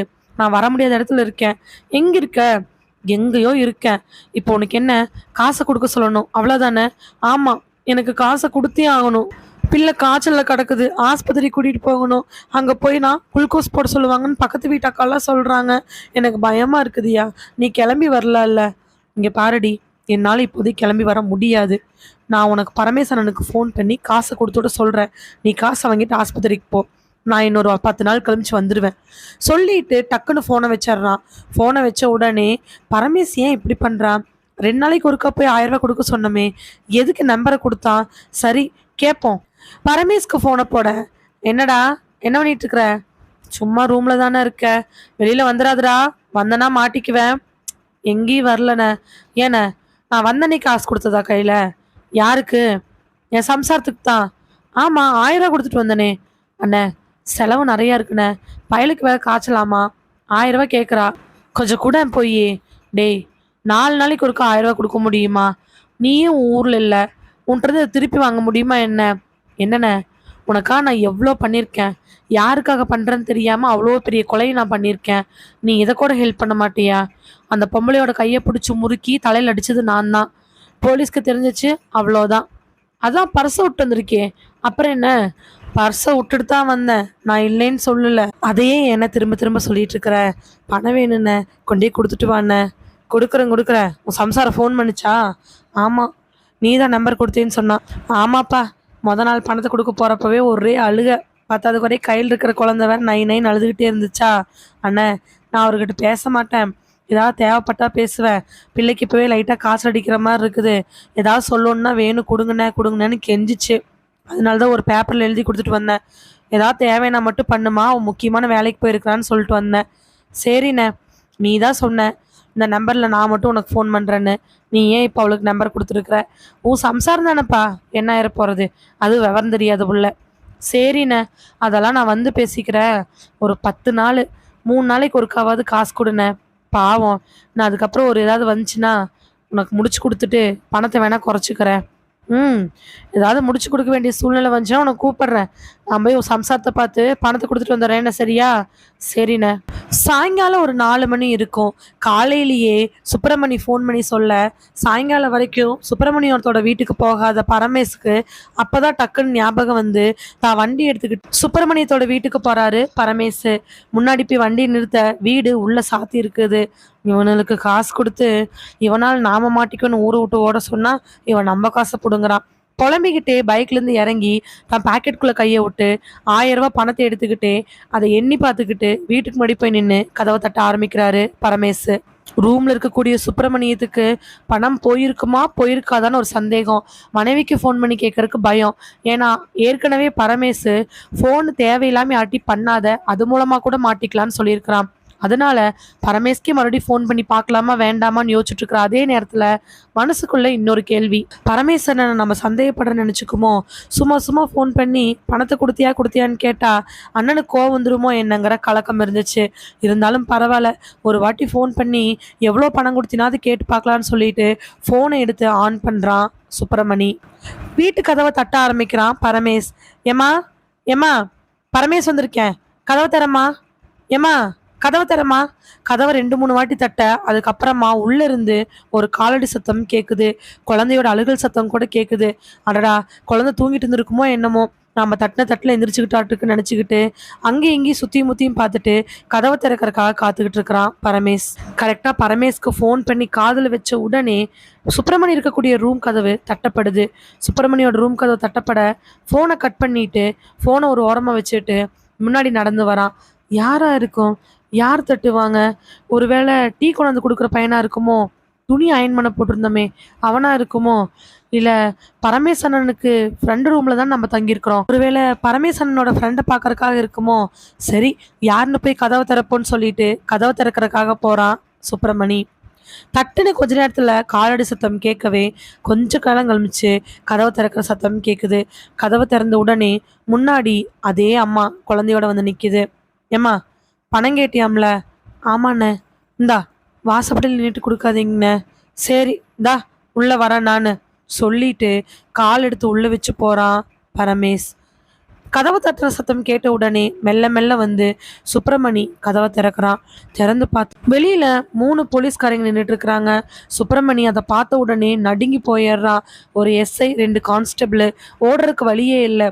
அதே மீறி அவன் என்ன பண்ணன்னு தெரியாம முழிச்சிட்டு இருக்கும் பொழுது டக்குன்னு கான்ஸ்டபிள் 2 பேரும் போய் அவனுடைய 2 கைகளையும் பிடிச்சு பின்னாடி விளங்க மாட்டிடுறாங்க. சார், நான் என்ன சார் பண்ணுனேன்? உள்ள போன பரமேஷ் டக்குன்னு சுப்பிரமணியத்தோட மனைவி கதவை சாத்தவே அதிர்ந்து போய் நிற்கிற நேரம் ஒதுக்குப்புறமா இருக்கக்கூடிய ஒரு தடுப்புக்கு பின்னாடி இருந்து ஒரு கான்ஸ்டபிளும் எஸ்ஐயும் வெளியில வராங்க. போலீஸை பார்த்துட்டு சுப்பிரமணியத்தோட மனைவி அடிக்க போறவனை வேகமா ஒடியாந்து எஸ்ஐ கையை பிடிச்சி பின்னாடி முறுக்க அந்த பொண்ணு பின்னாடி விலகி போயிடுறா. ரொம்ப தேங்க்ஸ்மா. பரவாயில்ல சார், இருக்கட்டும். அவனுக்கும் பின்னாடி விளங்க மாட்டி அவனை ஸ்டேஷனுக்கு இழுத்துட்டு போறாங்க. பரமேஷ அந்த வீட்டில இருந்து ஸ்டேஷனுக்கு கொண்டார சேலத்துல பரமேஷோட ஃப்ரெண்டு வீட்டில் தங்கியிருக்கக்கூடிய சுப்பிரமணிய ஜீப்ல அதே ஸ்டேஷனுக்கு கொண்டு வராங்க. கிட்டத்தட்ட ஒரு 3 மணி நேரம் ஆயிடுது. சாயங்காலம் இப்போ ஒரு 7 மணி இருக்கும். 2 பேர்த்தையும் ஒரே ஸ்டேஷன்ல கொண்டாந்து வச்சு பயங்கரமா அடிக்க ஆரம்பிக்கிறாங்க. எஸ்ஐ பிரபு குச்சியை வச்சு 2 பேத்தையும் வெளுத்து கட்டிக்கிட்டு இருக்கிறாரு. இன்ஸ்பெக்டர் கிரிச்சந்திரன் அப்பதான் வந்து சேர்ல உட்கார, வாயை ஓபன் பண்ண போறீங்களா இல்லையா? யார சொல்லி எதுக்காக இப்படி பண்ணுனீங்க? என்ன விஷயம்? கொஞ்சம் கூட மனசாட்சியே இல்லாம ஒரு பொம்பளைய வந்து அடிச்சு கொன்னு துடி துடிக்க கட்டி வச்சுட்டு போயிருக்கீங்க மரத்துல. அந்த அம்மா 6 நாள் அங்கேயே அழுகி போய் கிடந்திருக்குது. உங்களுக்குலாம் இறக்கமே இல்ல. என்னடா காரணம்? 2 இடத்துல எவனாவது ஒருத்தர் எலெக்ஷன்ல நிக்கிறீங்களாடா? ஐயா அப்படிலாம் எதுவுமே இல்லைங்க ஐயா. வழி பொறுக்க முடியாத சுப்பிரமணியும் பரமேசும் கதற ஆரம்பிக்கிறாங்க. டேய், பர்சு யாருதுடா? சுப்பிரமணி உடனே, என்னதாங்க ஐயா? காளிதாஸ்ங்கிறது யாருடா? ஐயா, பரமேசனோட தம்பிங்க. அவன் பேர்ல எதுக்குடா போய் நகை அடகு வச்ச? ஐயா, அது வந்து எதுவுமே சொல்லாம தயங்குற சுப்பிரமணிக்கு பின்னாடி மறுபடியும் லத்தியில பிரபு ஓங்கி ஒரு அடி அடிக்க துடிச்சு போய் கீழே விழுந்துடுறாங்க. 2 பேர் இப்ப வாயை திறந்து யார் பண்ண சொன்னாங்க, என்ன பண்ண சொன்னாங்கன்னு சொல்ல மாட்டீங்க, அப்படிதானே? சுந்தரமண்ண, சொல்லுங்க தம்பி. அந்த சாக்கை நினைச்சு போட்டு ரெடியா வைங்க. கையில காலில் கட்டி குப்பரை போட்டு நல்லா வச்சு மாத்தினோம்னா சரியா போயிடும். நல்லா தண்ணியில போட்டு ஊற வைங்க அந்த சாக்கை. சரிங்க தம்பி. கேட்ட உடனே சுப்பிரமணியத்துக்கு அள்ளு விட ஆரம்பிச்சிருச்சு. ஐயா, நான் எல்லாமே சொல்லிடுறேங்க, என்னை தயவு செஞ்சு விட்டுருங்க, நான் வேணா அப்ரூவர் ஆயிடுறேங்க. அப்ரூவரா? இன்னும் ஒரு 2 நிமிஷம் ட்ரீட்மெண்ட்டை வாங்கிட்டு அதுக்கப்புறமா அப்ரூவர் ஆகு. ஐயா இல்லைங்க, நான் எல்லாமே சொல்லிடுறேங்க. பரமேசு உடனே, டேய், அடி வாங்க பயந்துகிட்டு காட்டி கொடுத்தா உசுருக்கே பிரச்சனைடா, அங்க புள்ளகுட்டியெல்லாம் இருக்குல்ல. உடனே மறுபடியும் கான்ஸ்டபிள் ஒருத்தர் கோவம் வந்து லத்தி பரமேசுவோட தோல்ல ஒண்ணு போட, இப்ப அவன் சொல்லிட்டானா அவனுக்கு கிடையாது, என்ன உனக்கு மட்டும் சாக்கு ரெடி ஆகும், அதுக்கப்புறம் என்னாவே தெரியாது. அதே மாரி நீ சொல்லியா, பரவாயில்லன்னு சொல்லிட்டு பல்லு நகை எல்லாத்தையும் புடுங்க வேண்டியதுதான். அப்புறம் பிரபு, சொல்லுங்க சார். வீட்டுல பொம்பளை இருந்தாங்கன்னா ரெடியா இருக்க சொல்லுங்க. இவனுக்கு எவனும் வாய் திறக்கல அப்படின்னா பொம்பளைல ஸ்டேஷனுக்கு கூட்டு வந்துட வேண்டியதுதான். கிரிச்சந்திர சும்மாதான் சொல்றாரு, நிச்சயமா பெண்களை தொடமாட்டாரு நல்லாவே தெரியும். இருந்தாலும் பயத்துல பரமேசும் நடுங்க ஆரம்பிக்கிறாரு. 2 பேத்துக்கு விழுந்தது சும்மா அடியா என்ன, கிட்டத்தட்ட அரை மணி நேரத்துக்கு மேல விழுந்திருக்கும். கான்ஸ்டபிள் ஒருத்தர் பக்கெட்ல தண்ணியோட தோல்ல 2 சாக்கை போட்டுக்கிட்டு ஒரு ரூம்குள்ள போக, ஆனா அந்த என்கொயரி ரூம்ல வைங்க, நல்லா எண்ணெய் போட்டு 4 பெரம்பு எடுத்து வைங்க. முன்னாடியெல்லாம் ஒருத்தனை அடிச்சு உடஞ்சு போச்சுல, அந்த மாதிரி இந்த வாட்டி ஆகக்கூடாது. நடக்கிற விஷயங்கள்லாம் பார்க்க பார்க்க 2 பேத்துக்கும் இப்பவே கண்ணெல்லாம் செவக்க ஆரம்பிச்சிருச்சு. எந்திரிச்சு வந்த சுப்பிரமணி இன்ஸ்பெக்டர் கால் கிட்ட வந்து உட்காந்து, ஐயா நான் சொல்றேங்க ஐயா, எனக்கு தெரிஞ்சதெல்லாம் நான் சொல்லிடுறேங்க ஐயா. சொல்லு. ஐயா, என் பேர் சுப்பிரமணிங்க. சரி ஐயா, நான் வேலை தாங்க ஐயா செஞ்சுக்கிட்டு இருந்தேன். பரமேசனையும் அவங்க என்ன காளிதாசையும் ஒரு வாட்டி பார்ல பார்த்தங்க ஐயா. அப்ப காளிதாஸ் ஆகல, அப்படிதானே? ஐயா ஆமாங்க ஐயா, காளிதாசன் உசுரோடு தாங்க இருக்காயே. 3 வருஷத்துக்கு முன்னாடி செத்து போனதா ஊரை நம்ப வச்சிருக்கிறாங்க ஐயா. ஏன்னா அவரு தான் பெரிய பெரிய கொள்ளையில ஈடுபடுறவர். செத்து போயிட்டாருன்னு சொல்லிட்டு அவருடைய பேரை வச்சுதாங்க ஐயா எல்லாமே நடந்துகிட்டு இருக்குது. யாரையாவது கொல்லணும், கடத்தணும், இல்லை ஏதாவது தப்பு பண்ணணும் அப்படின்னா அவர் தாங்க ஐயா தலைமை. அவர் எங்க இருக்காரு என்ன இருக்காருன்னு எங்களுக்குலாம் தெரியாது. இதோ பரமேசன் மூலமா தாங்க ஐயா எங்களுக்கு ஏதாவது வேலை வரும், நாங்க போய் செஞ்சுட்டு வருவோம். மொத்தம் எத்தனை பேரு? என்னோட சேர்த்து 4 பேருங்க ஐயா. அப்போ அன்னைக்கு வளர்மதியை கொல்லும் பொழுது யார் யார் போனது? நானு, எங்கூட 3 பேரு. இன்னொரு ஆளு மெயினா போனவன் காளிதாசன் தாங்க ஐயா. காளிதாஸ் எங்க இருக்கிறா? காளிதாஸ் எங்க இருக்காருலாம் எனக்கு தெரியாதுங்க ஐயா. பரமேஸ்வரனை வேணா கேட்கலாங்க. அன்னைக்கு தாங்க காளிதாஸை பார்த்தேன், அதுக்கப்புறம் நான் பார்க்கவே இல்லை. நிஜமா உனக்கு காளிதாஸ் எங்க இருக்கான்னு தெரியாது?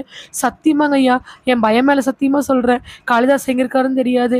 எனக்கு தெரிஞ்ச ரொம்ப பெரிய ஆளு நம்ம பரமேஸ் அண்ணன் தான். சொன்னதுக்கு அப்புறமா பரமேஸ்க்கு லத்தியில 4 அடி விழுக, உன் தம்பி எங்கடா இருக்கிறான்? ஐயா, அவன் எங்க இருக்கிறான் என்ன இருக்கான்னு எனக்கு தெரியவே தெரியாதுங்க. இங்க பாரு, இப்போ உன் தம்பி இங்க வரணும், இல்லைன்னா வீட்டுக்கு போய் உன் பொண்டாட்டி பையன் புள்ள, உன் காளிதாஸ் இருக்கான்ல உன் தம்பி, அவனோட பொண்டாட்டி பையன் எல்லாரும் ஸ்டேஷனுக்கு வருவாங்க. மானமே போயிடும். உன் தம்பி காளிதாஸ் மேல இருக்கக்கூடிய எல்லா கேஸையுமே உன் பையன் பேர்ல போட்டு உள்ள தள்ளி விட்டுருவேன். சிறுவர் சீர்திருத்த பள்ளிக்கெல்லாம் அனுப்ப மாட்டேன், வேற ஏதாவது சொல்லி கேஸை க்ளோஸ் பண்ணிடுவேன். உன் பையன் ஜென்மத்துக்கும் வெளியில இல்லை உலகத்துல இல்லாம பண்ண எனக்கு தெரியும். இன்ஸ்பெக்டர் கிரிச்சந்திரன் சொல்றது எல்லாமே ஒரு பயமுறுத்தலுக்குள்ளாதானா அங்க இருக்கிற எல்லாருக்கும் நல்லா தெரியும். அதனால எஸ்ஐ பிரபு சார், இந்த கஞ்சா கேஸு, அப்புறம் அது இது நிறைய கேஸ், திருட்டு கேஸ் எல்லாம் இருக்குல்ல சார், பஸ் ஸ்டாண்ட்ல திருடினது, பிக்கெட் பாக்கெட் அடிச்சு, அதெல்லாம் புள்ள வேரில் போட்டு விடுங்க சார். சின்ன பிள்ளையா இருந்தா என்ன சார், இவன் தான் நம்பி இருக்கிறத சொல்ல மாட்டேங்கிறானே, போட வேண்டியதுதான். உடனே ஹெட் கான்ஸ்டபிள் சுந்தரம், பொண்டாட்டி மட்டும் ஏன் விடுறீங்க? காளிதாஸ் பொண்டாட்டியும் பொண்டாட்டி வேர்லையுமே ஏதாவது தப்பு தப்பான கேஸை போட்டு உள்ள ஓட்டுறலாம் சார். நம்ம காளிதாஸ் கிடைச்சா என்ன, கிடைக்கலனா என்ன, நமக்கு தேவை கேஸ் க்ளோஸ் ஆகணும். அந்த பொம்பளை கொண்ட கேஸ்ல இவனுக்கு 2 பேத்தையும் உள்ள முடிச்சு போட்டுடலாம், அவ்வளவுதான் சார், வேலை முடிஞ்சு போச்சு.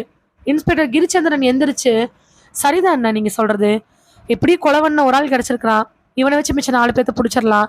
கூட போன இன்னொன்னு யாருன்னு கேட்டா, தா இங்க உட்காந்துருக்கானே பரமேசு, அவன்னு சொல்லி முடிச்சிடலாம்.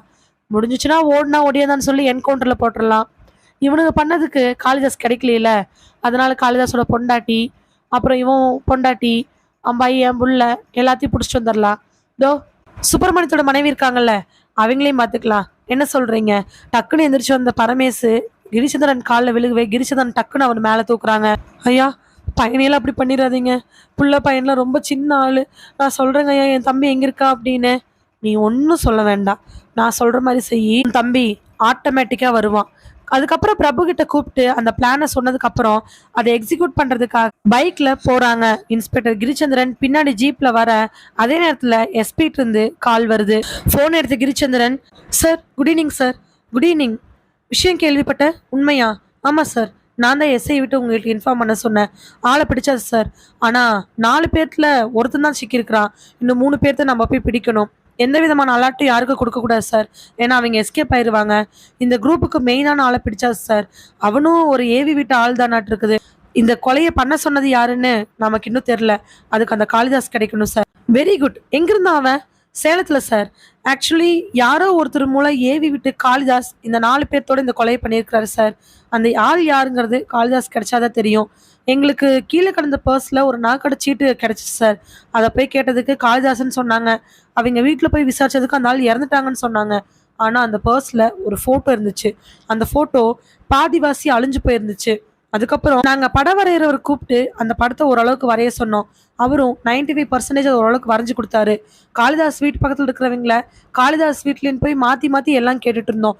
அப்ப அங்க ஒரு ஓரமா ஒரு கம்மங்கூழ் வித்துட்டு இருக்கிற பாட்டி ஒருத்திங்க அந்த போட்டோவை பார்த்துட்டு, இது காளிதாஸோட வீட்ல இருந்து யாருமே கிடையாது, ஆனா இந்த போட்டோல இருக்கிற அம்மாவை நான் பார்த்திருக்கேன்னு சொன்னாங்க. சுத்தி முத்தி விசாரிச்சு பார்த்ததுக்கு இந்த அம்மா அதே ஏரியால ஒரு மில்லுல வேலை செஞ்சுட்டு இருந்தாங்க. மில்லுக்கு போற வழியில வர வழியில அப்பப்ப அந்த கடையில பார்ப்பாங்களாமா. அது இல்லாம அந்த மளிகை கடையில் பார்ப்பாங்களாமா. கடைசியா யார் என்ன விசாரிச்சு பார்த்ததுல தான் தெரிஞ்சிச்சு அது சுப்பிரமணியத்தோட அம்மா போட்டோ அப்படின்னு. அவங்க இருந்து கிட்டத்தட்ட ஒரு வருஷம் இருக்க மாட்டிருக்கு சார். அம்மாவோட போட்டோ பர்ஸ்ல வச்சிருந்தா, அதை வச்சு நாங்க பிடிச்சிட்டோம் சார். ஏதோ சின்ன க்ளூ மூலமா கிடைச்சிருங்கிற மாதிரி நாங்க எதுவுமே கிடைக்கலன்னு நினைக்கும் பொழுது இந்த போட்டோ அங்கங்கன்னு விசாரிச்சு ஒரு அம்மா மூலமா கிடைச்சிச்சு. காளிதாஸோட வீட்டுல இருந்து ஒரு 4-5 தெரு தள்ளிதான் சார் சுப்பிரமணியத்தோட வீடு. அதனாலதான் இந்த 2 அம்மாங்களும் தெரிஞ்சிருந்துருக்குறாங்க. அதை வச்சு வீட்டுல போய் விசாரிச்சதுக்கு அவங்க மனைவி அழுதுகிட்டே கணவன் பண்ற எல்லா விஷயத்தையும் சொன்னாங்க சார். அதனால அவங்களையே ஃபோன் பண்ணி அவன் எங்க இருக்கான்னு கேட்க சொன்னோம். அந்த அம்மா ட்ரை பண்ணி பார்த்துருக்காங்க. அவன் ஒரு 7-8 வாட்டி எடுக்கல. கடைசியாக தான் வேற ஒரு நம்பர் ஞாபகம் வந்து அதுக்கு ஃபோன் பண்ணாங்க சார். ஃபோன் பண்ண உடனே 2வது வாட்டி அவன் எடுத்துட்டான். அவன் எடுத்த உடனே அவன் சிக்னல் நாங்கள் ட்ராக் பண்ண ஆரம்பித்தோம். ட்ராக் பண்ணும்போது எங்களுக்கு தெரிஞ்சிச்சு அவன் சேலத்தில் இருக்கான்னு. இமீடியட்டாக சேலம் போலீஸ்க்கு இன்ஃபார்ம் பண்ணி அவனோட லொக்கேஷன் நாங்கள் ஷேர் பண்ணோம் சார். சேலம் போலீஸு நாங்கள் இன்ஃபார்ம் பண்ண கொஞ்ச நேரத்துலேயே அந்த இடத்துக்கு போயிட்டாங்க சார். ஈவினிங் ஒரு 4 o'clock கட்ட அவனை அரெஸ்ட் பண்ணிட்டோம். அதே நேரத்தில் அவன் மூலமாக நாங்கள் இந்த பரமேஷ் அப்படிங்கிறவனை இந்த வீட்டுக்கு வர வச்சோம் சார். சுப்பிரமணியத்தோட வீட்டுக்கு உள்ள கான்ஸ்டபிளுமே பிரபுவும் ஒளிஞ்சிருக்க அவன் உள்ள வந்த உடனே டப்புன்னு அவங்க மனைவி மூலமா கதவை சாத்திட்டு அவனை அரெஸ்ட் பண்ணிட்டோம் சார். Very good. நல்லா பக்காவா பிளான் பண்ணிருக்கீங்க. ரிஸ்கே எடுக்காம இவ்வளோ சாமர்த்தியமா பண்ணிட்டீங்க. கேட்கறக்கு ஆச்சரியமா தான் இருக்கு. எல்லா கேஸ்க்கு ரிஸ்க் எடுக்கணுங்கிறதுல சார். கொஞ்சம் யோசிச்சு பார்த்தோம்னா இந்த மாதிரி ஆட்கள் நம்ம பிடிச்சிக்கலாம். ஆனா சார் ஒண்ணு, பரமேஷ், சுப்பிரமணியம், இவங்க கூட இருந்த மற்ற 3 பேர், ஏன் இவங்களுக்கெல்லாம் ஹெட்டா இருந்த காளிதாஸ், இவங்க எல்லாருமே ஒரு ஆள் தான். கூலிக்கு வேலை செய்யறவங்க. யாரை கொல்லணும்னு சொன்னாலும் கொல்லுவாங்க, கடத்தணும்னு சொன்னாலும் கடத்துவாங்க. இவங்களுக்கு பணம் கொடுத்து அந்த அம்மா வளர்மதியை கொல்ல சொன்னது யாரு அப்படிங்கிறதா இப்போ நம்ம தெரிஞ்சுக்கணும். அப்போ அதுக்கு என்னதான் பிளான் வச்சிருக்கீங்க? அதான் பரமேசை பிடிச்சிட்டீங்கல்ல, அவன் மூலமா காளிதாஸை பிடிச்சிடலாம்ல. ஆமா சார், அதுக்கு ஒரு பிளான் வச்சிருக்கோம். அதையும் கொஞ்சம் ஸ்மார்ட்டாக தான் மூவ் பண்ணணும் சார். ஓகே கிரிச்சந்திரன், கேஸ் உங்கள் கையில் இருக்கும் பொழுது எனக்கு நம்பிக்கை இருக்குது. சீக்கிரமாக பிடிச்சி அதுக்கான காரணம் யாருன்னு கண்டுபிடிங்க. ஏன்னா எலெக்ஷன் நெருங்கிட்டே இருக்குது. எனக்கு கொஞ்சம் ப்ரெஷரும் ஸ்டார்ட் ஆயிடுச்சு. கவலைப்படாதீங்க சார். இன்னைக்கு அல்லது நாளைக்குள்ள குற்றவாளி யாருங்கிறது நமக்கு தெரிஞ்சிடும். கொலையாளியை கண்டுபிடிச்சு உங்ககிட்ட ஒப்படைச்சு அதுக்கான தண்டனையை நான் வாங்கி கொடுப்பேன் சார். Okay, thank you sir. சொல்லிட்டு கிரிச்சந்திரன் வச்சுட்டு கரெக்டாக போயிட்டு இருக்க அந்த ஜீப்பு ஒரு பெரிய காட்டுக்குள்ள போகுது. காட்டுக்குள்ள போன உடனே கொஞ்ச நேரத்துல ஜீப் நின்றுது. ஜீப் நின்று கிட்டத்தட்ட 1 கிலோமீட்டருக்கு அப்புறமா அந்த பைக் போகுது. முன்னாடி பிரபு உட்காந்துருக்க, பின்னாடி பரமேஷ் உட்காந்துருக்கான். பரமேஷ் அவனை இறக்கி விடுறான். இங்க பாரு, உள்ள நீ போற, திரும்பி வரும் பொழுது நீ வரல அப்படின்னாலோ இல்ல எஸ்கேப் ஆயிட்ட, உன் தம்பிட்ட உண்மையை சொல்லிட்ட அப்படின்னாலோ உன் குடும்பம் எங்ககிட்ட தான் இருக்குது. உன் புள்ள, பையன், உன் பொண்டாட்டி எல்லார் பேர்லயும் கேஸ் போட்டு நாங்க எல்லாத்தையும் உள்ள தூக்கி வச்சிருவோம். நல்லா ஞாபகம் வச்சுக்கோ. இல்ல சார், நான் வந்துருவேன். இறக்கி விட்ட இடத்துல இருந்து கிட்டத்தட்ட ஒரு 3/4 1 கிலோமீட்டர் வரைக்கும் நடக்கிறா பரமேஷ். நடந்து முடிச்ச உடனே அங்க ஒரு குடிசை மாதிரி ஒரு இது தெரியுது. அதுக்கு முன்னாடி போய் நின்னுகிட்டு ஃபோன் பண்ண, உள்ள இருந்து லுங்கி மட்டும் கட்டிட்டு வெளியில வரான் காளிதாஸ். என்னண்ணே, என்ன விஷயம்? ஃபோன் பண்ணாம நேர்ல வந்திருக்க?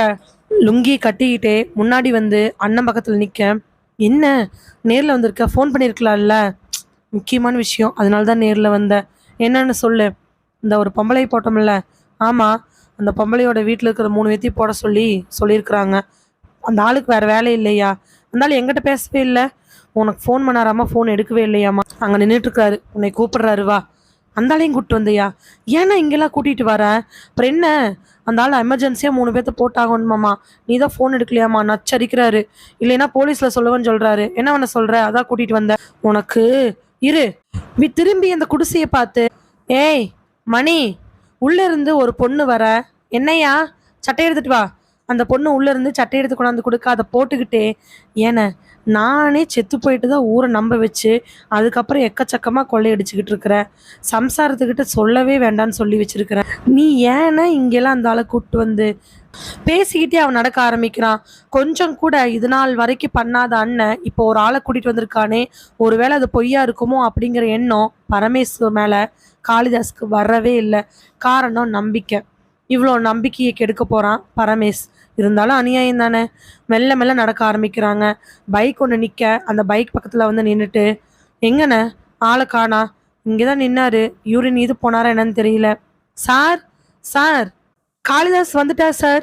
சொன்ன உடனே குடு குடுன்னு மரத்துக்கு பின்னாடி இருந்து பின்னாடி பக்கமாக வந்து காளிதாஸ் ஓங்கி ஒரு உதைக்கிறாரு பிரபு. ஏன்னா டக்குன்னு திரும்பி பார்த்துட்டு ஓட ஆரம்பிச்சா என்ன பண்றது? கீழே விழுந்துட்டா கூட எந்திரிக்கிறதுக்கு லேட் ஆகும். அதே மாதிரி கீழே விழுந்த காளிதாஸ் ஒரு நிமிஷம் அதிர்ச்சியில திரும்பி பார்க்க, போலீஸ் யூனிஃபார்ம்ல நிற்கிற பிரபுவை பார்த்துட்டு அவனுக்கு பெரிய அதிர்ச்சி. அதை விட அதிர்ச்சி பொய் சொன்ன பரமேசை பார்த்து.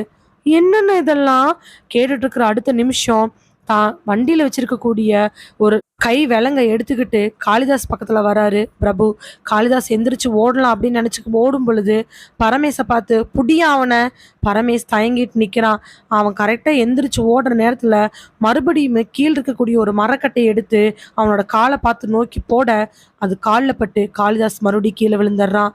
பிரபு வேகமா ஓடி போய் காளிதாசனுடைய பின்னாடி முதுகு மேலே ஏறி உட்காந்து அவனுடைய இடது கையை பிடிச்சு வலது கையோட சிரமப்பட்டு அந்த லாக்கை போட, அந்த இடத்துல அப்படியே கீழே கிடக்குறான் காளிதாஸ்.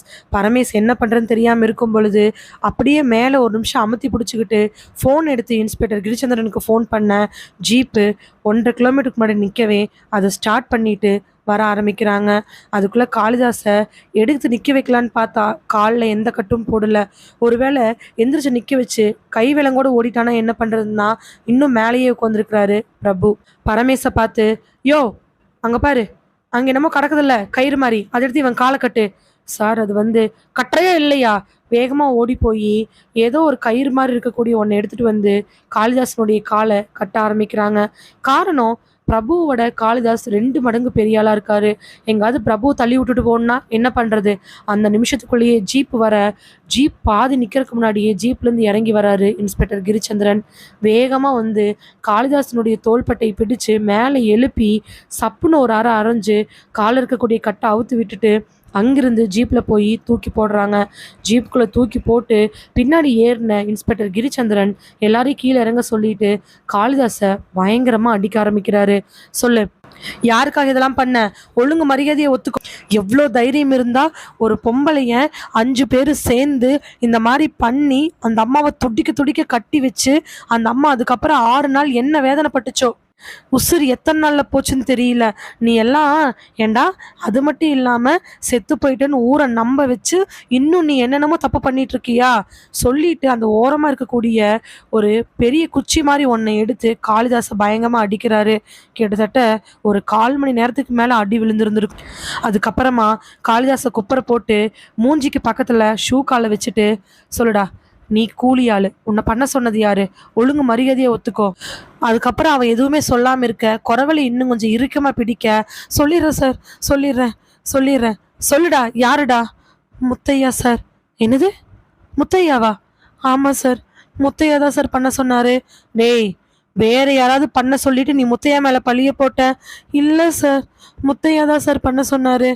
ஆனா முத்தையாவோட தங்கச்சி. இல்ல சார், முத்தையா அந்த எலெக்ஷன்ல நிக்கணும்னு ரொம்ப ஆர்வமா இருந்தாரு.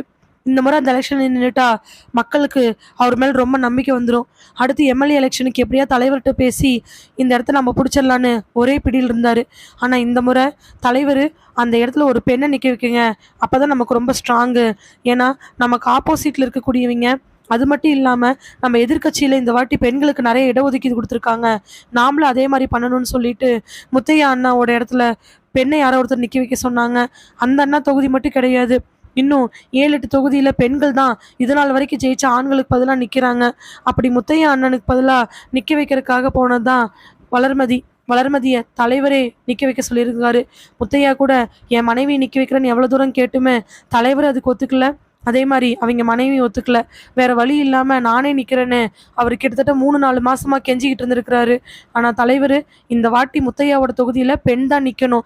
ஏற்கனவே வளர்மதி அக்கா அந்த கட்சிக்காகவும் அந்த கட்சியில் இருக்கிறவங்களுக்காகவும் நிறைய தொண்டு பண்ணியிருக்கிறாங்க. சொல்லும் பொழுதே சப்புன்னு ஒரு அறை விழுகுது. ஏன் சார், வளர்மதி அக்காவா? ஏண்டா, கொல்றதையும் கொண்டுட்டு அக்காவா? ஒரு 2 அடி விழுந்ததுக்கு அப்புறம் சொல்லு. சார், அந்த கட்சிக்காக அவங்க நிறைய பண்ணியிருக்கிறாங்க சார், அதெல்லாம் எங்களுக்கும் நல்லாவே தெரியும்.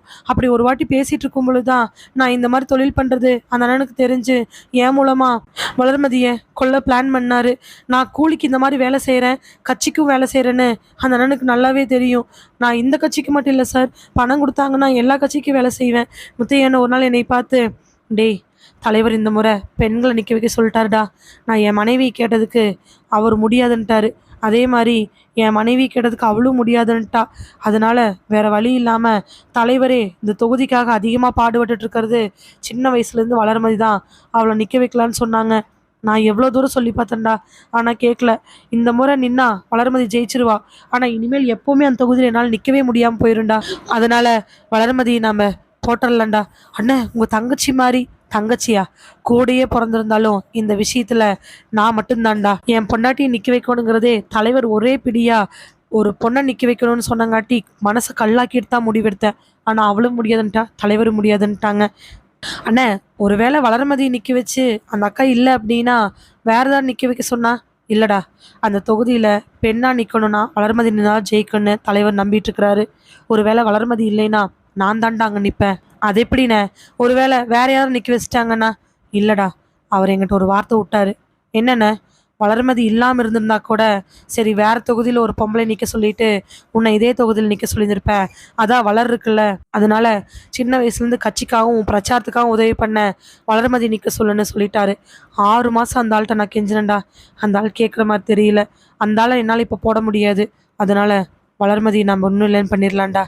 அவள் செத்துட்டானா வேற வழி இல்லாமல் அந்த தொகுதியில் பெண்கள் நிற்க முடியாது, நீயே நில்லுன்னு அவர் சொல்லிடுவார். இந்த விஷயம் தலைவருக்கு எனக்கு மட்டும்தான் தெரியும், அதுக்கப்புறம் உனக்கு தான் தெரியும். விஷயத்தை மூடி உனக்கு நான் பணத்தை கொடுத்துட்றேன். அப்போது ஏற்கனவே உனக்கு முத்தையா நல்லாவே தெரியும் அப்படி தானே? இல்லை சார், நல்லா தெரியும்லாம் சொல்ல முடியாது. நான் எல்லா கட்சிக்கும் வேலை செய்வேன் சார்.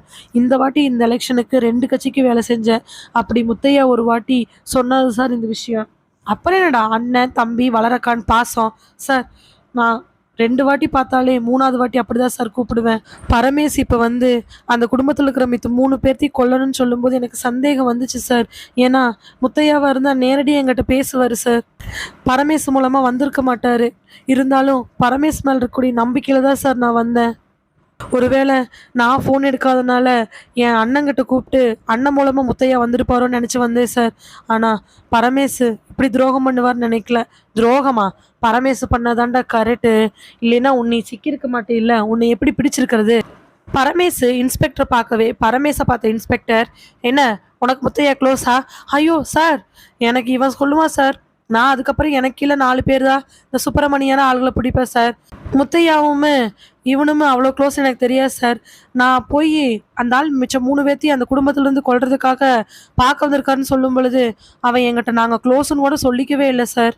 கீழே படுத்துட்டு இருக்கக்கூடிய காளிதாஸ், டேய் அது நான் உன் மேலே வச்சிருந்த நம்பிக்கைடா. சார் நான் எல்லாம் உண்மையை சொல்லிட்டேன் சார், ஜீப்ல ஏறு பார்த்துக்கலாம். அடுத்த நாள் காலையில் முத்தையா வீட்டுக்கு முன்னாடி போய் போலீஸ் நிற்க அந்த ஊரே கூடிருது. காட்டு தீ மாதிரி விஷயம் பரவ ஆரம்பிக்குது. வளர்மதியோட வீட்டில் இருக்கிறவங்களுக்கெல்லாம் பெரிய அதிர்ச்சி. கூட பிறந்த அண்ணன் மாதிரி உனக்கு இருந்தாலே இப்படி பண்ணிட்டியேன்னு அவங்க மாமியார் நெஞ்சா அடிச்சுக்கிட்டு அழுகுறாங்க. முத்தையா அரசு செய்யப்படுறாரு. அதுக்கப்புறம் கோர்ட்டில் ஆஜர் பண்ணப்படுத்து முத்தையா, காளிதாஸ், பரமேஷ், சுப்பிரமணி அவங்க கூட இருந்த மிச்சம் 3 பேர்த்துக்கு தண்டனைகள் வாங்க தரப்படுது. வளர்மதியை துடிக்கி துடிக்கி கொலை செஞ்சதுக்காகவும், எலெக்ஷனில் முறைகேடு செஞ்சதுக்காகவும், கூலிப்படை அமைச்சதுக்காகன்னு 3-4 பிரிவுகளில் எல்லாரு மேலேயுமே கேஸ் போடப்பட்டு அதுக்கான தண்டனைகளும் கொடுக்கப்படுது. அதே தொகுதியில் அதுக்கப்புறம் கனகசபையை ரொம்ப கெஞ்சி கூத்தாடி எலெக்ஷன் ரொம்ப பக்கத்தில் வந்துருச்சு, வேற வழி இல்லைன்னு வளர்மதிக்கு பதிலாக கனகசபையை நிற்க வைக்கிறாங்க. கனகசபையுமே அந்த எலெக்ஷனில் அந்த தொகுதியில் வின் பண்ணுறாரு. இந்த தேர்தலுக்காக மருமகளோட உயிர் போயிடுச்சு அப்படின்னு இன்னும் வளர்மதியோட மாமியார் மனசில் வடுவாதான் இருக்குது. பேராசை ஒருத்தரை எந்த நிலைக்கு வேணாலும் கொண்டு போகும் அப்படிங்கிறதுக்கு முத்தையா ஒரு எடுத்துக்காட்டு. நம்பிக்கை என்ன வேணாலும் பண்ணும் அப்படிங்கிறதுக்கு காளிதாஸ், பரமேஷ் ஒரு எடுத்துக்காட்டு. தேவையில்லாத ஆசைகளோட விளைவு திரும்பி நமக்கே பாதிக்கப்படும் அப்படிங்கிறதையும் முத்தையா உணர்ந்துட்டாரு. ஆனா என்ன, அநியாயமா ஒரு உயிர் தான் போயிருச்சு. இதோடு இந்த கதை நிறைவடைகிறது. இதே மாதிரி கதைகளை கேட்க மறக்காம சிந்தனை பெட்டகத்துக்கு வாங்க. மறுபடியும் வேறு ஒரு கதையோட உங்களை சிந்தனை பெட்டகத்தில் சந்திக்கிறேன். அது வரைக்கும் நன்றி. மகிழ்வித்து மகிழ்ந்திருங்கள்.